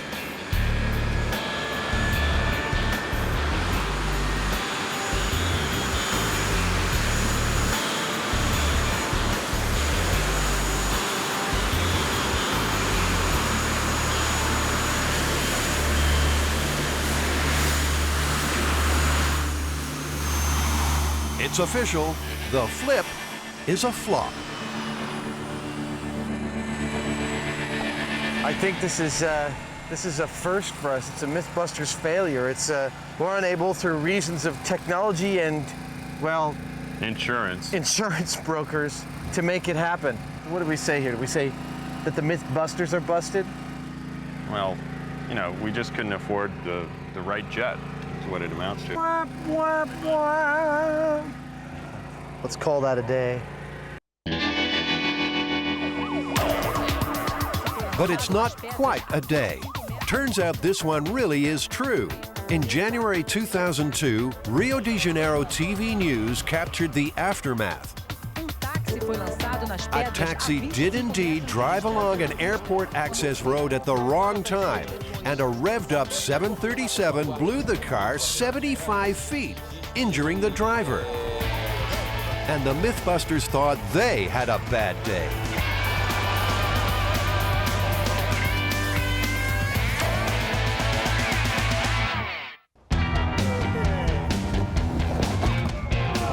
It's been several months since Jamie and Adam buried 2 pigs in concrete outside their workshop. They're hoping it will help them bust the myth Jimmy Hoffa is buried at Giant Stadium. Hi, Dick. Adam Savage. They've enlisted the help of Dick Sylvester, who's skilled in the use of ground-penetrating radar. Dick, can you walk us through exactly how ground-penetrating radar actually works? Certainly. The antenna right here is a little radio transmitter and receiver. And so pulses are sent to the antenna, and these radio transmit pulses go into the ground. And where there's a change in soil properties, or there's an object underground, then the reflections return and are printed on the graphic recorder we've been looking at. You just drag it, is that it? So this orange box transmits a signal down into the ground. If there's a body or a cavity where a body used to be, it should show up on this screen. What this is showing you, the ground surface is here, and these are features underneath the ground surface. Dick, have you ever used your ground-penetrating radar to look for bodies? Yes, as a matter of fact, in Alaska, where they wanted to move some burial grounds of natives, we used the radar system up there to map the bodies, and then they excavated them and moved them. But how will this fancy piece of equipment perform through solid concrete? All right. Will Porky show up? Ready? Yeah. Go. Jamie has to make a series of passes over the area. If I saw this, that would tell me that that's rebar in the concrete. And in fact, there are 4 lengths of rebar. There are. See? You can't hide that from me.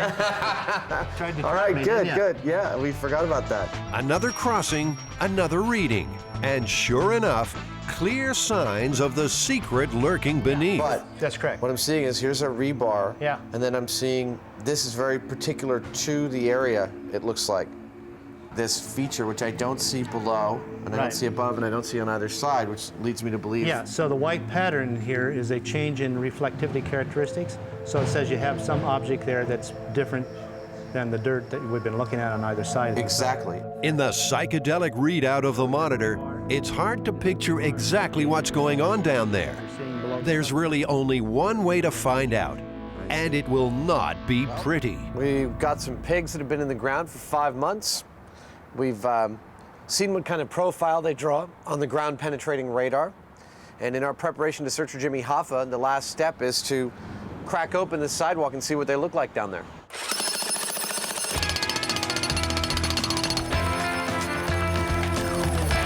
It's possible Egyptian archaeologists experienced similar emotions as they were about to open a tomb for the first time. Possible, but unlikely. Check that out. We cracked the seal, man. Look, it's like an open void in there. And I gotta tell you, I don't miss that smell. You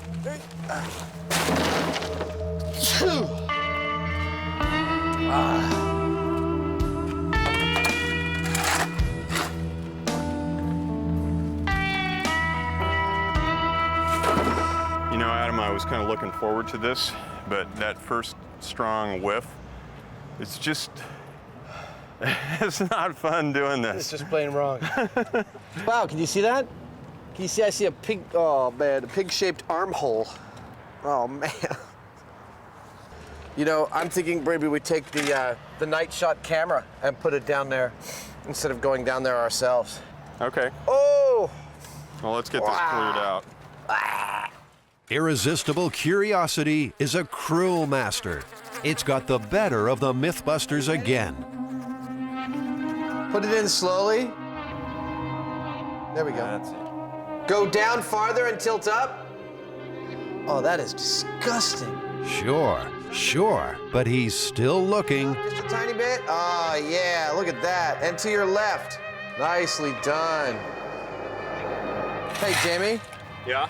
I think we have determined one main thing that we wanted to know, which was that a decomposing body in concrete will form a cavity. Yeah, that's true. We've shown that. So that's exactly what we're going to look for with the ground penetrating radar. So, you know, our work is kind of done. We can just fill this in and we're ready to go. I won't argue about that. At last, they can put a lid on this rotten chapter for good. But they've learned what happens to a body buried in concrete. God, it doesn't smell anymore. And how to find it with a radar. The MythBusters are ready to begin the search for Hoffa. It's a myth to sink your fangs into. Arachnophobics need not apply. Oh, this is terrible. Is the daddy longlegs really a deadly killer? All right, big guy, what is the myth? What do we got now? The myth is that the daddy longlegs spider is actually the most toxic spider in the world. But the problem is that their fangs are so short that they can't penetrate human skin. If it's true, this would surely be nature's cruelest trick.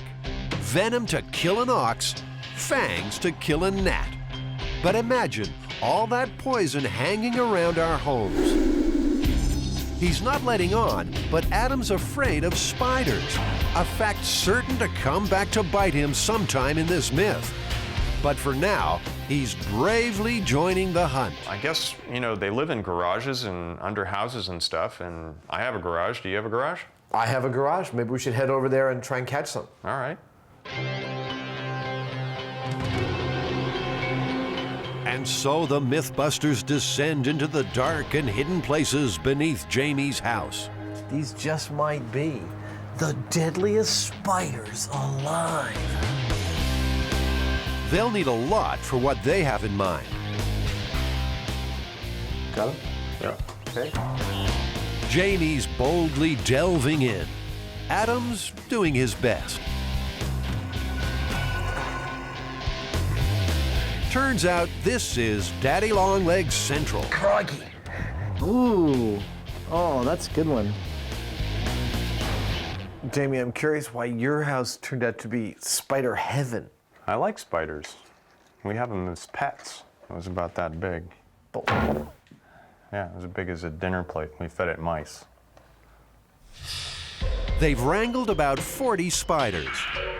Got it. All right. There we go. Now, to test this myth, they have to extract some venom. They also have to find out how toxic it is. They'll measure the spider's fangs to see if they're long enough to pierce skin. And last, as a conclusive test, enter the tube of death. But that's later. First, the MythBusters need an expert spider milker. They've lured arachnologist Chuck Christensen into their web. How do you get venom out of something this small? Well, actually, if you make your tools small enough and you use enough magnification, it looks quite large. I'm hooking up a spider milking pump. First, to stop the spider struggling and hurting itself, it has to be put into a shallow sleep. How do we anesthetize a spider? Okay, we use carbon dioxide gas. Do they go to sleep or do they die? They go to sleep and they'll come back. They should be fine. The sleeping spider is carefully positioned on a special clamp. So we'll take the spider in, we'll put it, position it with the fangs on the opposite side of this. What we need to draw the venom out of the spider is like the longest, thinnest, hollow tube you can possibly imagine. It makes your average like insulin syringe look like a 10-penny nail. That's made by heating and stretching out the tiniest glass pipette until it's hair thin. Under a microscope, the tube is positioned near the fangs. Then a really clever trick. A tiny electric shock is delivered through the clamp, which induces the spider to produce venom. Okay, there's a little bit of venom coming out. Oh, I see it. There it is. Look at that. That's excellent. Okay, that's the venom we got right there. Excellent. So that's just a few nanoliters of venom, a few billionths of a liter of venom. Science in action. A few billionths of a liter of venom. It's a shame they're not doing this experiment with the Australian funnel web. They're cranky little guys, and by comparison, their fangs are venom fire hoses. It would take an awfully long time to get enough Daddy Longlegs venom to carry out a meaningful test. For one drop, we need about maybe 100, 200, 500 spiders, just for one drop of venom. A really good spider milker can work through 100 spiders an hour.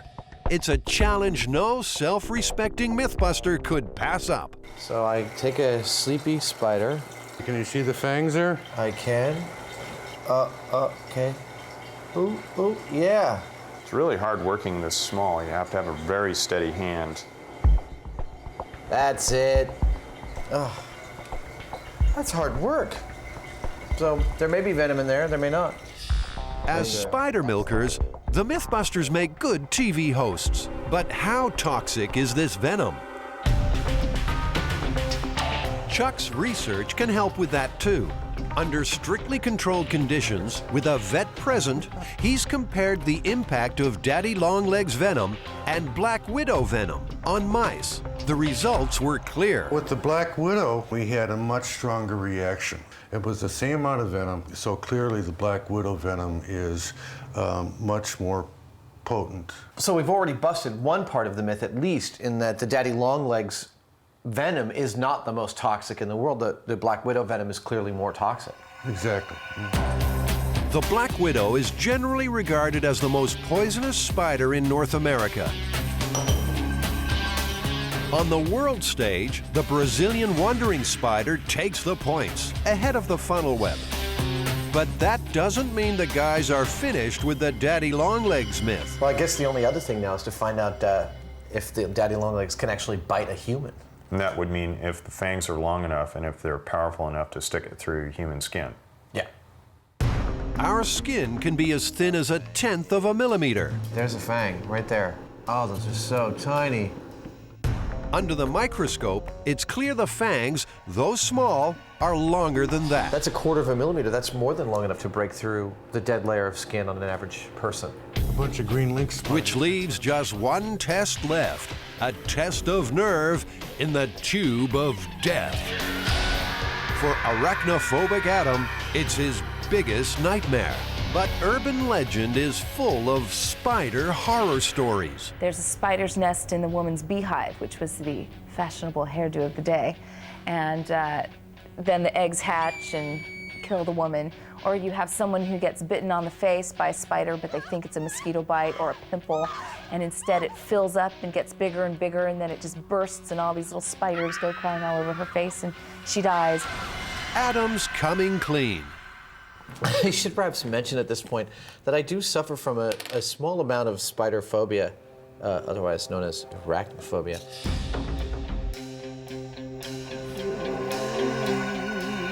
If he was hoping for sympathy, he's sorely let down. Oh, that's funky. Oh, I don't like this at all. This is really awful. The idea is to encourage the spiders to bite. If Adam survives, it's the ultimate myth busted. This is like your worst nightmare, what you feel when you're sticking your hand in something. Ah. Ah.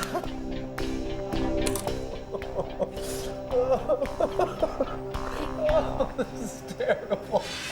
All their information says he's perfectly safe, but right now, rational thought isn't coming easily. We haven't seen any evidence at all of lethal daddy long-legged spiders. Not yet. Oh, dude. Can I take my arm out of here? No way, man. Oh. The only way Adam's getting out is with bite marks. And at last, a spider seems willing to oblige. Ooh. Yeah, I think I just got bitten right here. You got bit? Yeah, I felt great. a little bit of like just like a tiny little burning. But he landed right on my index finger, and I felt a little tiny burning. I looked, and he was down, and he came up, and he walked away, and now it's like it's already gone. Yeah, I don't feel exactly, anything. exactly. That's it. That's it. Well, that's not that toxic. Hell, that isn't so bad. Adam survived his worst nightmare. He's feeling braver already. Even better, they've comprehensively busted the daddy long legs myth. Congratulations. I got bitten. You deserve it. When former Teamsters boss Jimmy Hoffa disappeared in 1975, everyone blamed the mob. But no one was ever convicted of the killing, and nor has his body been found. The mystery has intrigued the country ever since. In one legend, his remains were disintegrated in a rendering plant. In others, his body was encased in concrete and put in a strip club in Los Angeles. In other stories, he's in Florida swamps. He's at the bottom of numerous lakes, particularly around Michigan, where he disappeared. And he is also said to be somewhere here at Giant Stadium in New Jersey. Does the myth do anything, add mystique to the team? Well, I think the players talk about it, you know, and the young players probably don't even know if the older players haven't talked about it. But if you're here and you work here and you coach a player, you know that this is a spot that everybody says. It's not the. The MythBusters have honed their body-finding skills, practicing with ground-penetrating radar on buried pigs, and are ready to shake this myth up. So what happens if we actually find him? I tell you what, you'll remove all the myth. It's fact, but you're gonna have a hard time. I think it's probably pretty deep in there. Adam and Jamie have never been afraid of going deep.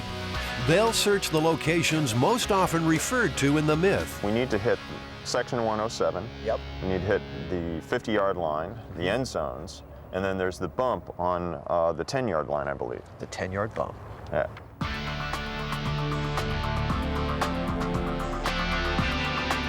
Everybody. Go. First, the 50-yard line. As Jamie drags the radar across the hallowed turf, Dick can see exactly what's happening in the mysterious soil beneath. Okay, target. It's where it should have been. It's all uniform. There's nothing buried here, but the system is working perfectly. So we would definitely be able to see like a big Jimmy Hoffa-shaped void in the structure on the concrete. Absolutely. That's correct. And we didn't see it. No, not yet. But they have just begun to search. The next target, Section 107.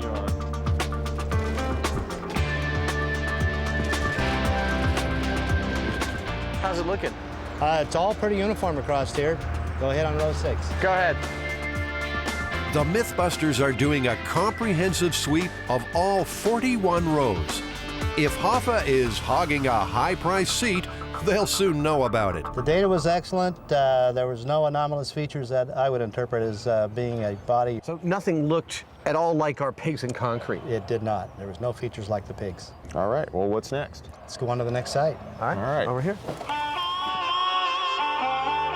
Start your run. Go. Maybe the MythBusters will score in the end zone. All right, end of number 2. We're in the perfect position. But what if they do? It's not a prospect to be taken lightly. We're not disrespecting Jimmy here, not at all. We're not making any statements about his politics whatsoever. All we're interested in is taking some science to the myth, whether or not he's here. Don't even want to know who put him here. I really don't want to know who put him here. If someone told me who put him here, I'd forget about it. Adam can breathe a little easier for now. Nothing? Nothing. Jimmy is not in the end zone. They have just one last target. I'm putting the flag roughly where the bump is supposed to be. Coach told us that, in his opinion, there is no other place that Jimmy Hoffa is supposed to be buried but right here on the 10-yard line, 3 feet this side of the 10, what they call the bump. Go ahead, Jamie. Go. This is the most anticipated pass of the whole adventure. You gonna pull it? I am.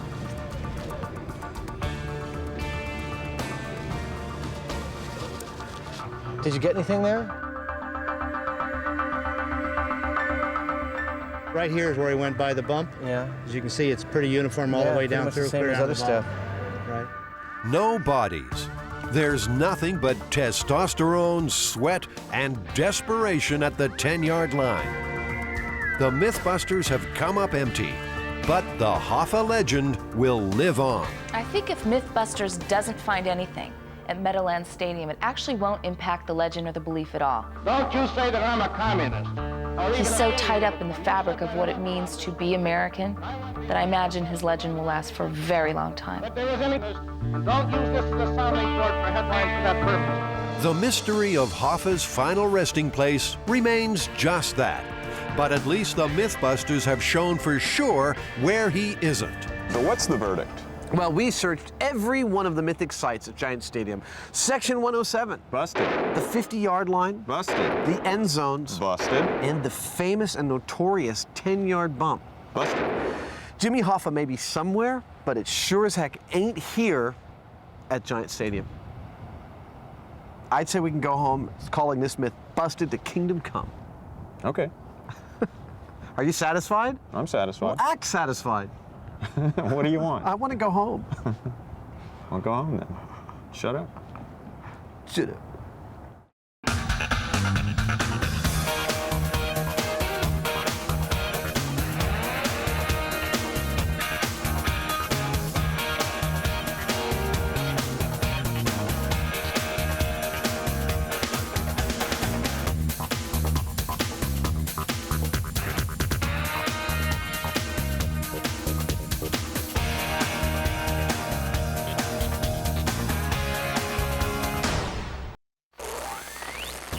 On this episode of MythBusters, it's all aboard with Cary Grant and Tori when they test the tall tale of a train track disaster. That's gonna be so cool! Is it possible for a passing train to suck you off the platform? Then Jamie and Adam take to the skies to tackle the classic classroom myth. Learning every minute. That you can't make a concrete glider fly. This thing was done. Who are the MythBusters? Adam Savage. Ants are all over my head, man. And Jamie Heineman. Gets me all worked up just looking at it. Between them, more than 30 years of special effects experience. That was heavy. Joining them, Grant Imahara. Go get him, boy. Tori Belleci. Somebody order some exploding pants. And Carrie Byron. Oh, God. They don't just tell the myths, they put them to the test.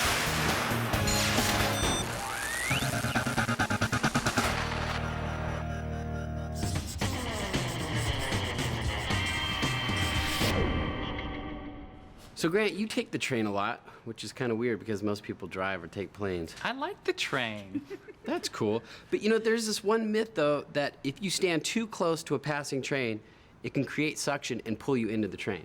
There is a yellow line to help protect you, so maybe that has something to do with it.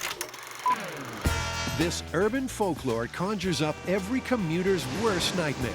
Can the air pressure caused by a fast-moving train actually suck a person right off the platform and onto the rails?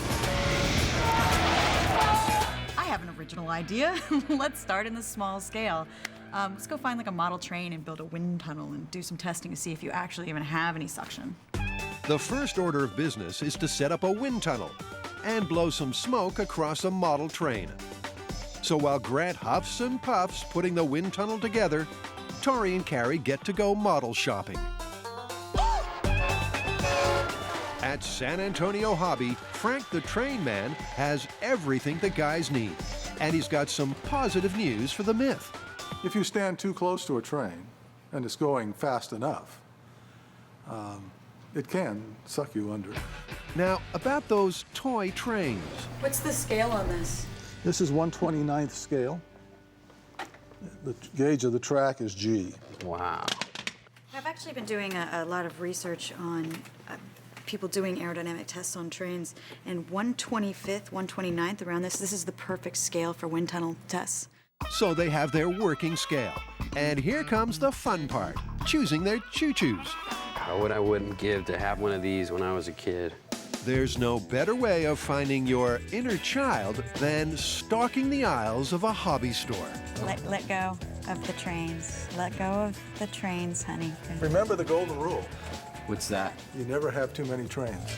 Before the guys derail this sequence completely, now that's cool. A timely phone call from Station Master Grant gets everything back on track. Hello? Hey, what's up? Hey, Grant, what's going on? Hey, I've been reading up on the research and I have some new information for you. All right, go ahead. A freight train, it's got a much rougher aerodynamic profile than a passenger train. A passenger train's pretty smooth, and that can generate a higher slipstream at half the speed of a passenger train. So according to Grant, odd-shaped freight cars might be the best bet. But as the myth is all about an unsuspecting commuter, they take home a passenger train as well. Man down. Man down. Back at Grant Central Station, our station master is busy making a wind tunnel. And using a NASA-inspired idea, it's a breeze. What they use in regular commercial wind tunnels is a honeycomb. It's many densely packed small holes. These holes reduce turbulence from the wind source and smooth out the airflow. And check out the big brain on Grant, because he's found a cut-price substitute for high-tech honeycomb. Drinking straws, 47,000 of them. And with the wind tunnel ready to blow, it's time to get set for the test. But what are they looking for? There are 3 areas that we're going to be looking at.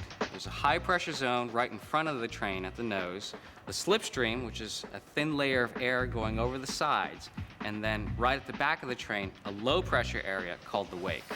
Hopefully with this, we'll be able to see smoke swirling around at the back, which would tell us that it's getting sucked into there. So Grant thinks the wake is the key to this myth. Could this swirling ultra-low pressure vortex, kind of a mini tornado, be powerful enough to pull someone off their feet and onto the rails. Tori, for this first test, do you want to turn the wind on? And Grant, you could be the scout. I'll turn on the smoke. The team's wind tunnel works a treat, so testing proceeds. First, with a passenger car. Right there, little cyclone. That's good. You see the little vortex. And then the odd-shaped freight cars, which, like Grant suggested, appear to cause more turbulence. We're getting a lot of vortex at the end here. It's tough to see it in real time, but the high-speed camera confirms what our 3 sets of eagle eyes suspected. The small-scale trains really do suck. You still have a little collection of smoke right behind the train. And that's exactly what we're looking for. Yeah. Based on the experiments that we have just seen today, I really do believe it's possible for somebody to be sucked off a platform. Because the mini wakes look like they could definitely pull at least something nearby right into it. That's a green light to proceed to the next station. And Carrie, for one, is excited. We need full scales, full wind, full-size people getting sucked into the train. That's gonna be so cool!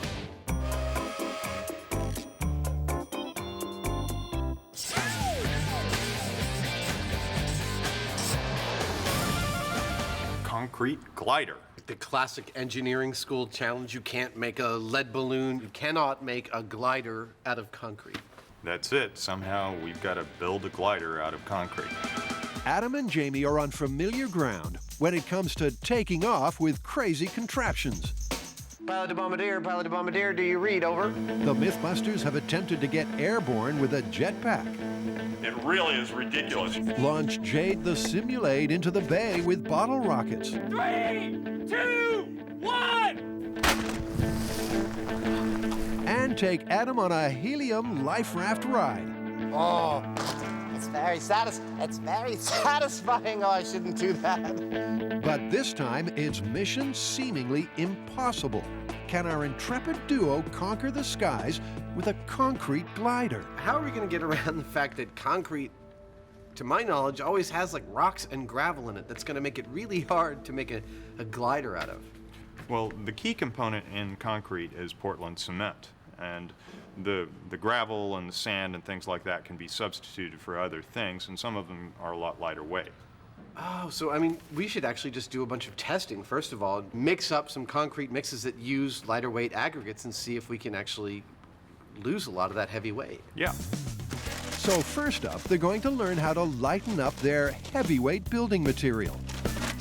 This is a standard concrete mix. It's 1 part cement, 2 parts sand, and 3 parts gravel. The gravel and sand that go in this is what is known as the aggregate. The gravel in this particular mix is about standard, and it's about maximum 3/8 of an inch in diameter. In addition to the standard mix, Jamie makes up 3 more with various lightweight aggregates. Beanbag foam beads, pumice, and lastly, a material made up of tiny glass beads called microballoons. Now they just have to let it set. And because watching concrete dry ain't exactly Emmy award-winning material, let's come back when that's done.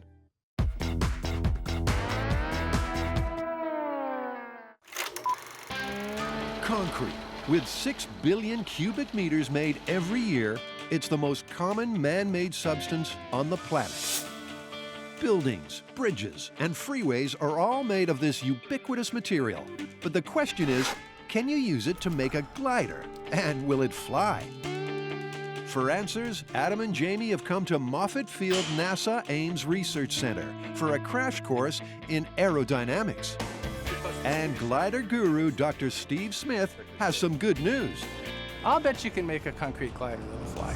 The whole question is weight. So if you build a concrete glider with some reinforcing structure inside and a lot of filler so that the concrete plus all the other stuff is still pretty light, then of course the speed required to fly to make enough lift to support its weight will come down, and you may get down slow into the typical range that modern sailplanes fly. Have you ever heard of a glider being made out of concrete? So actually, yeah, the Germans experimented with a concrete winged glider in World War II to be used as a glide bomb. I think it had some kind of a steel core, steel structure inside for structural strength, but they basically use concrete as a very cheap, quick way to form a wing shape around it. What are typical modern gliders made of? Well, the modern racing sailplanes are made out of pretty exotic materials these days. They're mostly built out of carbon fiber reinforced epoxy, Kevlar, fiberglass, all the good modern space age structures. So in our research, we've turned up this glide ratio. What is that? Well, the glide ratio is the slope that you travel along as you glide. So a typical glide ratio for a modern sailplane might be, let's say, 40 or 60 to 1. And what that would mean is that you would glide 40 miles horizontal for every mile that you would drop, or say 5,000 or 6,000 feet. And so that ratio is the slope that you would make. Now, there is definitely a lot of food for thought that we got from Dr. Smith here. I thought this was totally ridiculous, and I thought maybe we'd get something that would fall less hard. But, I mean, the information we got here says that we ought to be able to make something that's actually fairly respectable as aerodynamic and made out of concrete. Back at the shop, and the concrete is ready for the weigh-in. And no one is surprised when the standard concrete, the one with the rocks in it, is heavier than the alternative aggregates. Based on this first test, there's some pretty impressive variances in the weight. Everything from foam beads at 68 pounds up to concrete at 115. It looks like we'll be able to come up with a mixture that might be light enough. The question is, can it stand up to the type of pressures we're going to put it under? We're going to have to do some strength testing. In other words, they need to beef up their lightweight concrete recipe with some muscle. The single biggest problem with the concrete glider is the concrete. Concrete has compressive strength, but no tensile strength, which means you can put a block of it down on the ground. You can sit hundreds of thousands of pounds on that block and it won't crush. But you can make a thin sheet of it, push it through with your finger, and it'll crack. So we're going to need to look at ways to strengthen the concrete. And one of the ways is with an additive material that adds a structure inside the concrete that makes it more flexible and more prone to bending without breaking. So Adam and Jamie need to know which concrete reinforcers work best in thin slabs. And they cast up several, including carbon fiber mesh and pre-stressed cable. After leaving them to cure, Jamie is ready to test their tensile strength with his trusty force gauge. Okay, so this is cable reinforcement.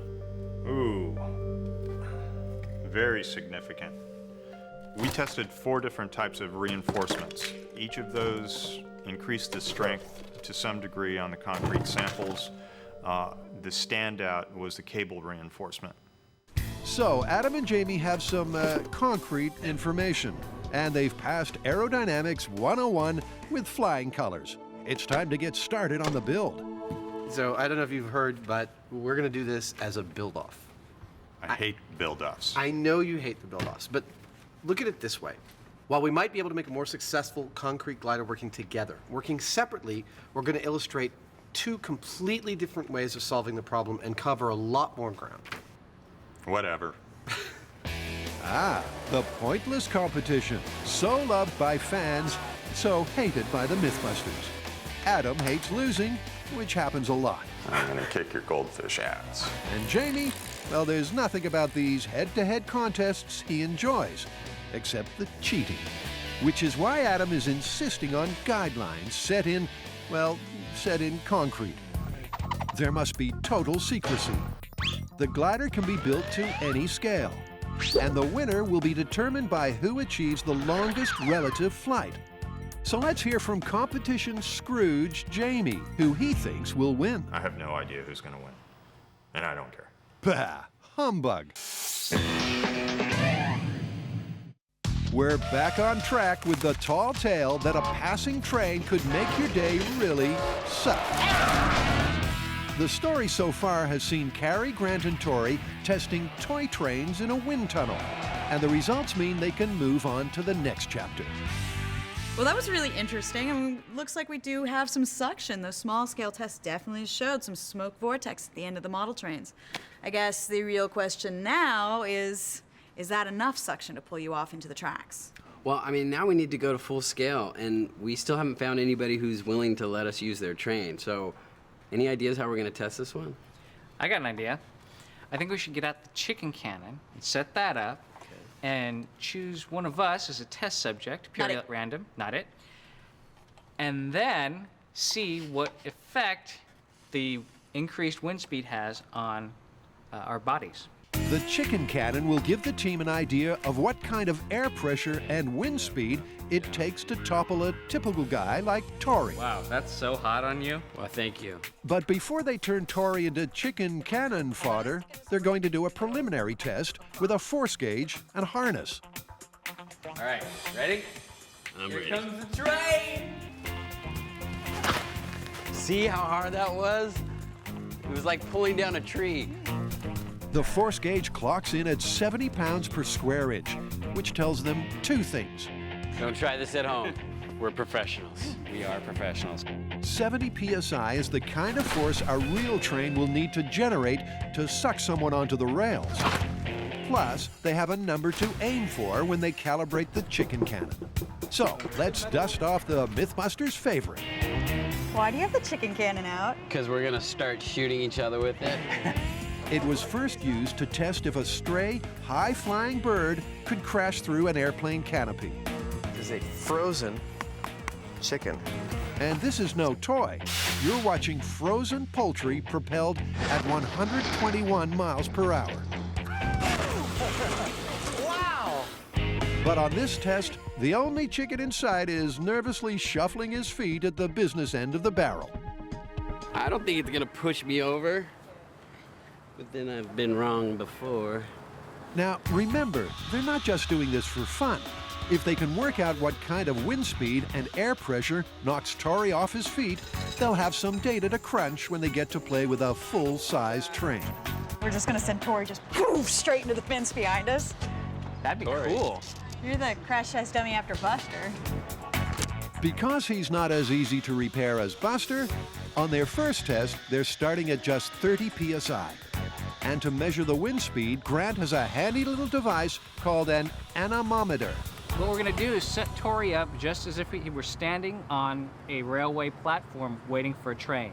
So in other words, he's not going to be braced and ready to be hit. He's just going to be standing on his feet just like anyone would be standing. Wait a minute. I'm just trying to think, what is the worst that can happen here? Anybody? All right, let's go. Tori plucks up all his courage, checks the newspaper for great deals on health insurance, and tries not to brace for the blast. I hear funny noises. Must be the train.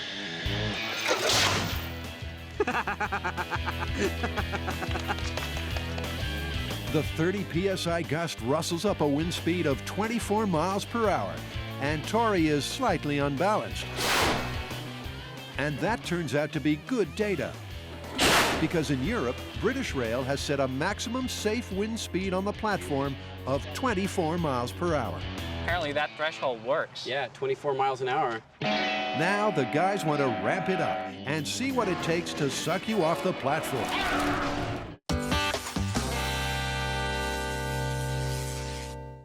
Adam and Jamie are not only taking on the myth that you can't make a glider out of concrete, they're flying solo. So what I'm going to do is buy a model glider kit, and I'm going to add weight to it until it just barely achieves what I need it to achieve. And then I will use that kit either as a mold or a guide for creating a concrete airplane. Remember, the rules state they can build on any scale. So Jamie goes shopping for a toy glider to use as a mold. This type of airplane right here has the most exceptional lift to it, much stronger material. Jamie selects two to test with. The first is a stealth bomber model that has excellent lift but is extremely unstable. And the second is a U-2 spy plane, which, with its glider-like wings, also has great lift but is less sensitive. Well, thanks, Bob. Okay, Jamie, nice doing business with you guys. You too. See you soon. All right. Back at M5, and while Jamie is using pragmatic shortcuts, Adam is taking a more intuitive approach. Basically, he's going to wing it.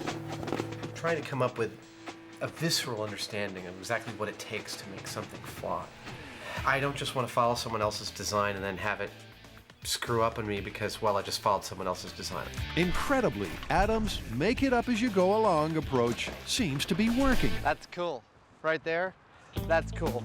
I'm gonna do some actual, like, almost kite tests with this, just to try and figure out how this kind of size of glider might work. I'm just trying to learn all about everything I need to know within a day.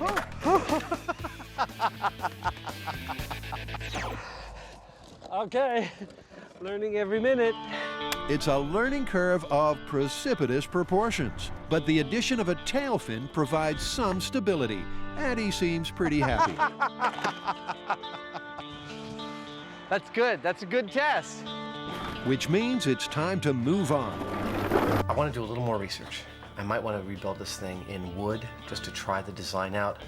Still not quite as heavy as the concrete, but if the wood flies, then I don't see any reason why the concrete shouldn't be able to. Now that looks like a crash and burn. That was about a 1-to-1 glide ratio. Like it fell about, it looks about 25 feet away. It's about how high I am. And that was still a little bit lighter than the concrete will be. And with take two no better, it looks like it's time for the MythBuster patented Plan B. So if I had built a concrete airplane this size, I mean, it would be known as a rock. I'm gonna need to scale back, smaller, to try and get something successful. Meanwhile, Jamie has spent an hour rigorously testing his shop-bought model gliders. Okay, that was a good test. And he's pretty sure a hybrid of the stealth bomber wing with the fuselage of the U-2 bomber is the best flyer. Well, it looks like this wing design is the winner. Next, Jamie weighs down the model to see what the maximum payload is. Well, based on this test, I believe this is about the maximum that I could go. I think I should be under this, but definitely no more than this. I'm gonna go ahead and weigh this now, and you know, we'll see what kind of volume of concrete that translates to. So according to Jamie, if he can make this glider out of concrete and keep it to less than 800 grams, he might just get this myth off the ground.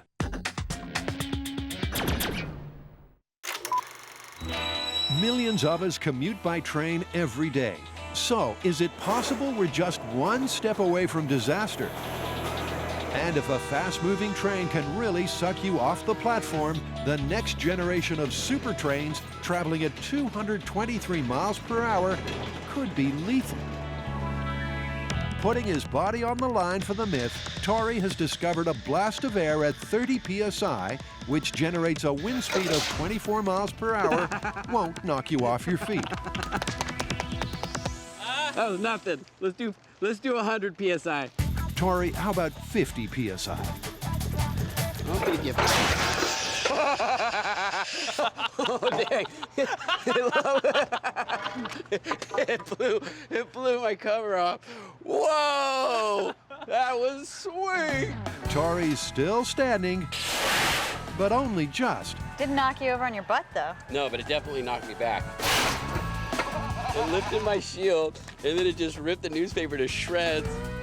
That 50 psi shot of air notched up a wind speed of 46 miles per hour, and Tori struggled to stay standing. It looks like the team have their knockout numbers. So really the indication, if your paper shreds when the train passes, you're standing too close. You might be standing too close. If you're not prepared for this kind of wind speed hitting you, I don't think you would have the reaction time to be able to hold yourself up. You would possibly fall into the train. But the big question is yet to be answered. Can a full-scale train generate that kind of wind speed in reverse? Will the wake at the rear of the train suck at 46 miles per hour? Fortunately for Tori, he won't be the one standing on the platform to find out. That job goes to Buster's ballistics gel brother, Ted. Our fall guy needs to be as lifelike as possible.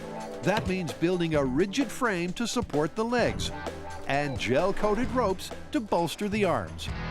This is the ballistic material, and I've coated a piece of rope. And this is just so that when we pull it out, the arms don't just rip off the body. Once Ted pulls himself together, he gets filled up from the neck down.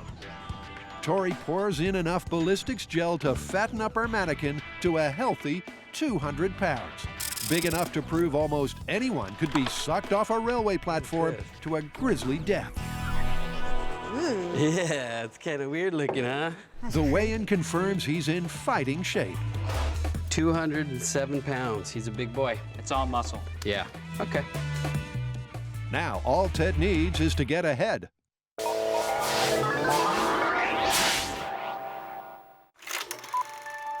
Modern gliders or sailplanes make it look so easy. Their state-of-the-art designs and space-age materials contribute to incredible glide ratios of over 40-to-1. That's 40 miles of travel to 1 mile of vertical drop. Adam and Jamie have got the tough job of trying to recreate that effortless flight with a glider made of concrete. So far, Jamie's having some success. He's made a mold from his toy glider and carefully mixed cement, sand, fiberglass, and water into paper-thin wing sections. And the fresh concrete mix is almost ready for curing. Jamie may be up, and away. I don't know how to build airplanes. But Adam is still grounded. So I looked into the origins of the glider, and I come across Cayley and his proto-original coachman-carrying glider. Cayley was an amazing aeronautical experimentalist. He died, I think, in the mid-1800s, 50 years before the Wright brothers' first flight with a powered airplane. And yet, the experimentation he was doing on wing shapes and glider shapes and the forces involved of lift and drag are absolutely astonishing, considering that his work went largely ignored for decades after he died. His design for a glider is not what you think of as a modern glider or airplane wing, and yet it's been proven since then that it actually works and that it is an effective design for a glider. I think it's as good a place as any to start with this. So Adam finally has a design. Now he's got some catching up to do. Well, now I got to draw out the pattern on this foam, and then I got to start like sanding and sculpting it, really. With the mold ready to go, Adam lays out carbon fiber mesh for strength. And then he casts his lightweight concrete mix onto the foam mold. And like Jamie, it's just a question of getting his concrete glider to cure. But this being MythBusters, time is of the essence. I am prepping my mold to hopefully set faster than 28 days, which is the recommended setting time for this concrete. Keeping the concrete moist in a warm environment is as much as they can do to encourage the curing process. Concrete sets in hours, but curing is a chemical process that takes weeks. Jamie is first to find out if their accelerated curing technique has worked. That's got to be about the thinnest piece of concrete you ever saw. So far, so good. But as he assembles the wing sections, Jamie finds he has a weightier problem than the curing process. His maximum weight of 800 grams has been busted. Right now it weighs about 1,300 grams, which is about twice what it needs to weigh for it to be in the worst case scenario where it just barely is flying. And this is without any of the other structure on it. This is just the basic, this wing shape. But the Berate one has an ingenious solution. He's going to use the bottom sections of the wing as the entire wing. This was originally just the bottom section, not a very structural part of the original wing. But seeing as how it was so overweight, now this becomes the actual wing itself. By putting a little bend in it, I think we'll get to the same place. With the weight problem taken care of, assembly begins. And in a last-minute design addition, he uses some ultra-light fishing line to add some tension to his ultra-fragile glider. With Jamie on the runway and ready for takeoff, let's find out how his wingman Adam is doing. Feels good. I've got some hopes for this. With the Cayley glider set, it's time to release it from the mold. And using an old model maker's trick, Adam dissolves the foam with acetone. But now he's got an issue with excess baggage. This thing weighs a ton. I don't have a target weight. Just super crazy light was what I was hoping for. So I got a bit of work pulling out as much weight as I can. So to get the Cayley glider down to a reasonable flying weight, Adam and his angle grinder have got a long day ahead.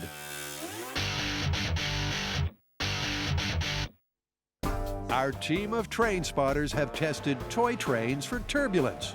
They've toppled Tori with a tug of war and turned him into chicken cannon fodder. It's time to take this test to the full scale. After months of searching, our researchers have found a railroad in Albuquerque, New Mexico that's willing to give it up for science.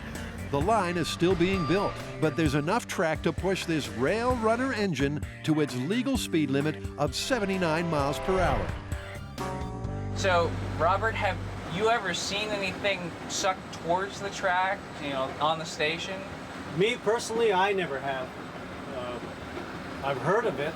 So Robert, our driver, thinks it's plausible, but the engine he's driving is hauling 2 passenger cars, which we know create less turbulence than freight cars. But this legend involves unsuspecting commuters waiting on a platform, so it's really the best way to test the myth. Yeah, I was very pessimistic about this myth until I saw the size of this train. It's huge. I can't believe anybody's gonna give us something this big to play with. I could see this actually being true. If Ted could speak, he'd probably be screaming, "Why me?" But misery truly does love company, and he won't be alone out there. Something else we'd like to try today, we brought a baby stroller with us. It's not part of the myth, but train traveling parents often have their stroller with them. And because it's on wheels, the guys think it will help illustrate the suction effect. The stroller may get pulled off the platform, even if Ted and his 200 pounds are unmoved. Now his back wants to be to the train. It's like he's got a headphone on. He's listening to music. He doesn't know the train's coming. Okay. The expression says it all. Ted ain't exactly confident, but Tori thinks his chances of survival are good. My feeling is the train's gonna come through. There's probably gonna be a lot of rumbling. It might knock the dummy over, but I don't think the suction is actually gonna be strong enough to pull the dummy in. Right here. The last thing to do before the potentially lethal drive-by is to set up Grant's wind speed gauges. With that done, it's time to set this test in motion. 3 miles away, Robert set his train a-rolling, slowly building up to the legal speed limit of 79 miles per hour. Should be here any second.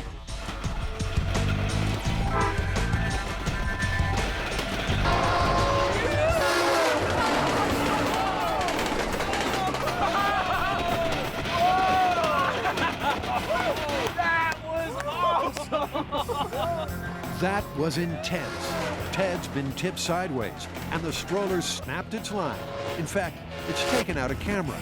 So the stroller, the line snapped. It got pushed so hard. Are you and serious? sucked that way. Oh, jeez.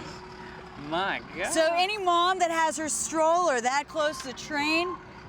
But was it suction or was it more just the gust of air that pushed him over? With so much happening so quickly, it's difficult to tell what's going on. But the replay seems to indicate the stroller being blown along the platform. And there's no sign of Ted getting sucked onto the tracks. The myth of the concrete glider has brought Adam and Jamie head-to-head in an aviation dogfight. And to find out who's going to be Top Gun and who's going to be the goose, it's time to get a visual on the enemy bogey. Ta-da! Ah, well, it looks like something right out of Leonardo's day. It's actually modeled on Cayley's glider. It is, in fact, his most successful glider that carried a person, and it weighs a bloody ton. Yep. His thing is going to drop like a stone when he lets it go. I mean, you can see by the shape, it's not got very much lift involved. I'm guessing that it barely has any more lift than mine does, and yet it weighs several times as much. So I don't have a whole lot of hopes for it. Yours is a lot heavier than mine, but it's a lot sturdier. So it kind of nicely illustrates the trade-off. If you go for lightweight, you get something very fragile, which is what mine is. Well, let's see your fragile, wilting bird of a plane. Okay. It looks like a glider. I did testing on something that was a foam version of this. Yeah. And this is under the weight that I tested and still considered it to sail.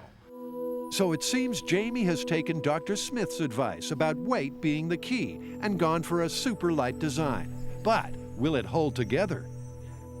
And Adam, well, he's gone for stability. But will it generate enough lift to overcome its substantial weight? Next, and at the weigh-in, in this corner, weighing in at...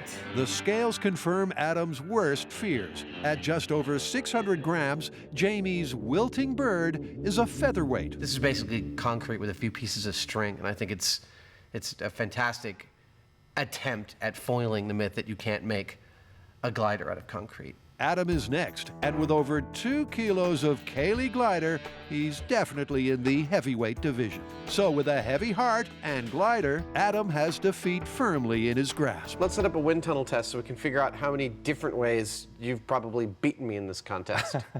Okay. Using Grant's drinking straw technique, Adam breezily whips up a wind tunnel.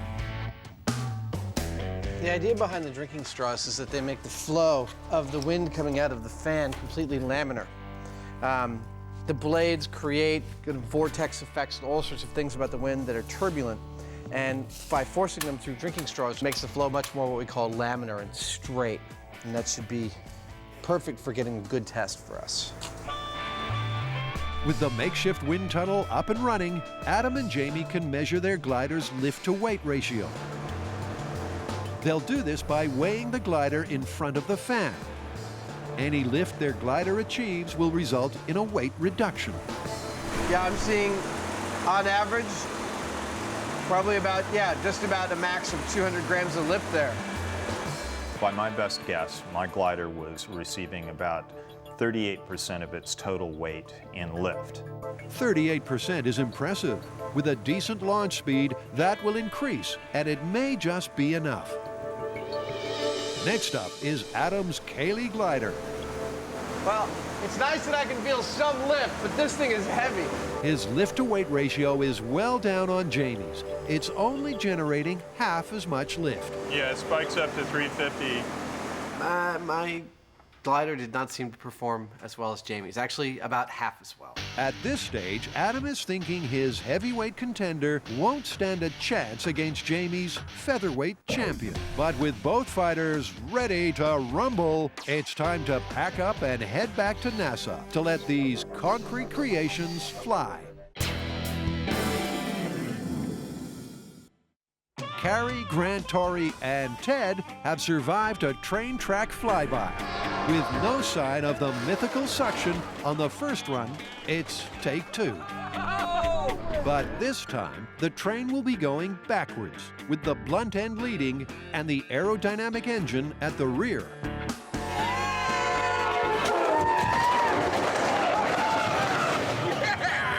Dang! Dude, look at the stroller. Oh my God! Look at the stroller. It got thrown off the platform. What? Incredibly, Ted is still standing. He wasn't even blown back. But Grant's battery of wind gauges has its own tale to tell. On our first run, with the train coming this way, and the aerodynamic tip leading, we had parallel to the train, wind speed of 49.9. The second run, with the flat end leading coming this way, we had on this one 26.8. Whoa. So the wind speed on that run was actually less. So according to the figures from the chicken cannon tests, both runs generated enough wind to make a typical guy stumble. But it's all blowing straight out or parallel to the track. It looks like the turbulence, moving with the train and away from the track, trumps any wake effect there may be following the train. But Grant is a hardcore train spotter and wants just one more try. I'm down here at ground zero, monitoring these anemometers, and it is really scary as the train passes and this huge cloud of dust and everything, and it gets stuff in my teeth. It's very exciting though, but but scary. Once again, Robert the driver winds his engine up to full speed.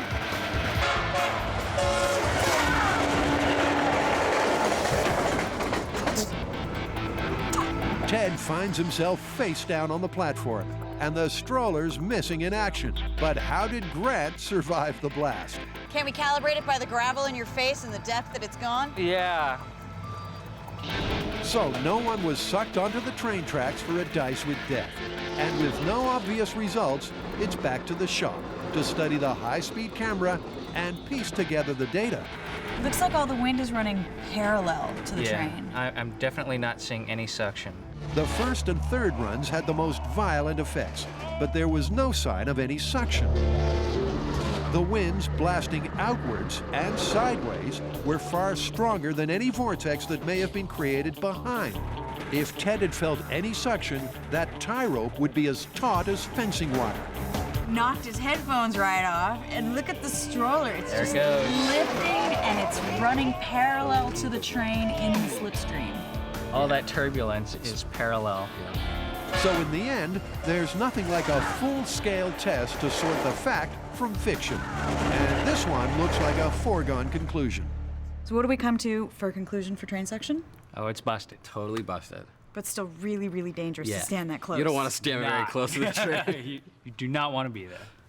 Unless you're psycho.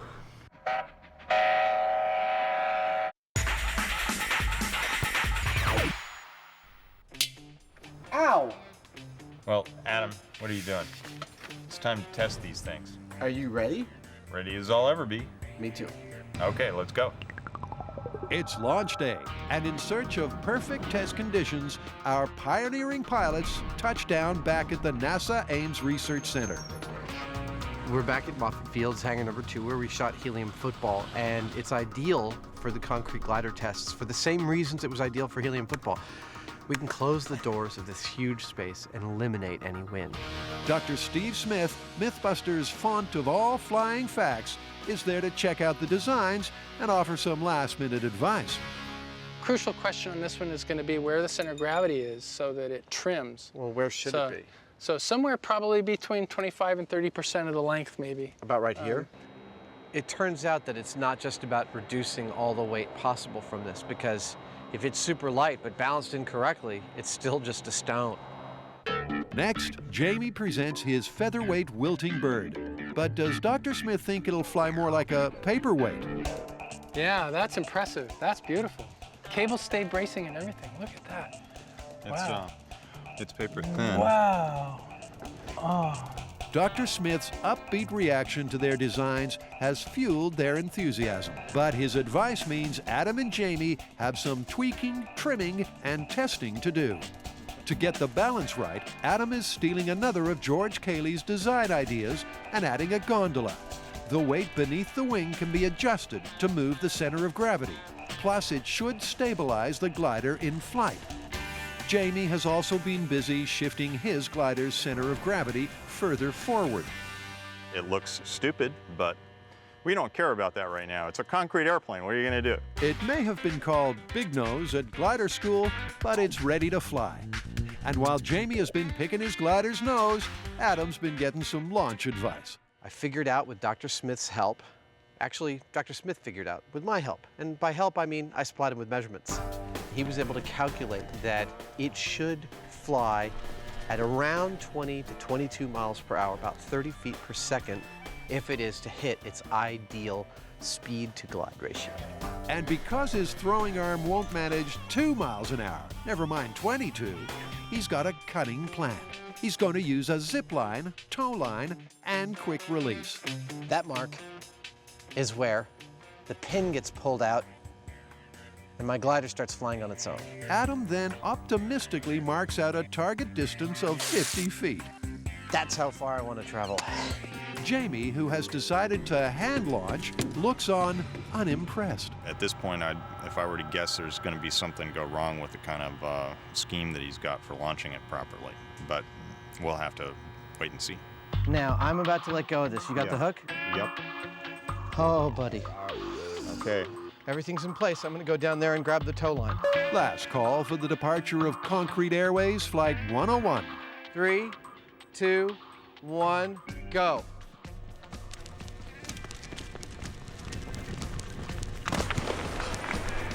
Well, the launch was successful, and Adam's Cayley glider has survived relatively intact. But how far did it glide? Well, let's see where oh, there's my 50-foot mark, 55 feet, so I didn't make that. Looks kind of like I hit maybe at like 20 feet. So I didn't get my glide ratio I was hoping for.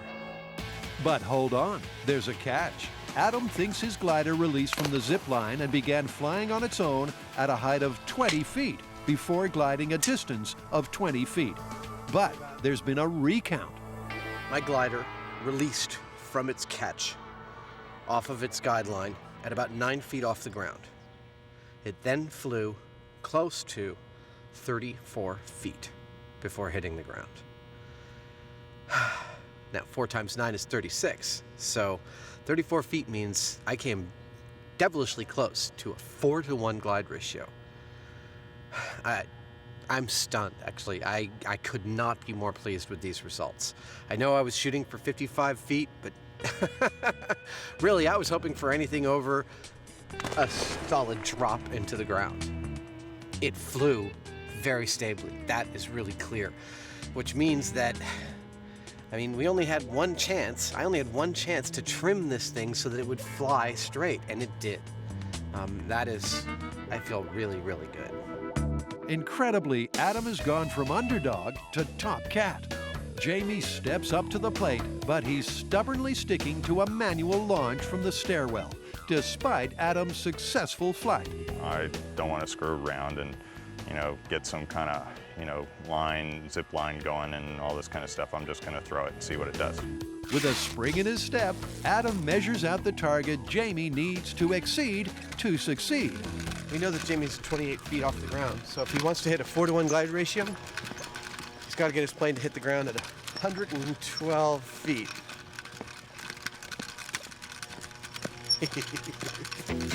Calling all passengers for Concrete Airways Flight 102. Okay. In 3, 2, 1.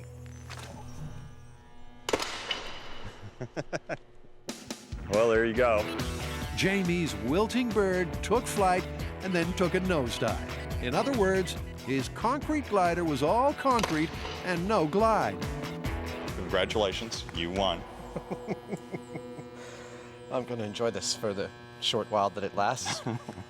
Jamie's 1-to-1 glide ratio was not even close to matching Adam's soaring achievement of 4-to-1. And, it's possible Adam will let Jamie forget about this. It's not really about who wins or loses. It's really just about illustrating the concept. But I won. But unlikely. All gloating aside, what about the myth?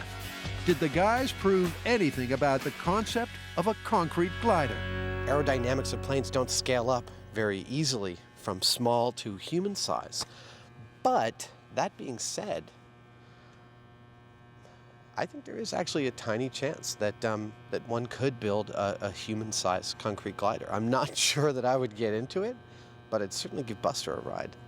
Well, Adam, I don't think either of us were really that happy with the gliders, but we did prove that it can be done. I'd call it plausible, but not recommended. Yeah, the big thing for me is that you only got one shot at it. It's brittle. If you crash with the things, it's over. But, I think we also proved that if you really think through your launch and you do it correctly, that you can actually get some gliding done. We're strutting a little bit, are we? Sure. Okay, well... I'll enjoy it while I can. So we're plausible. Plausible. But not recommended. Exactly.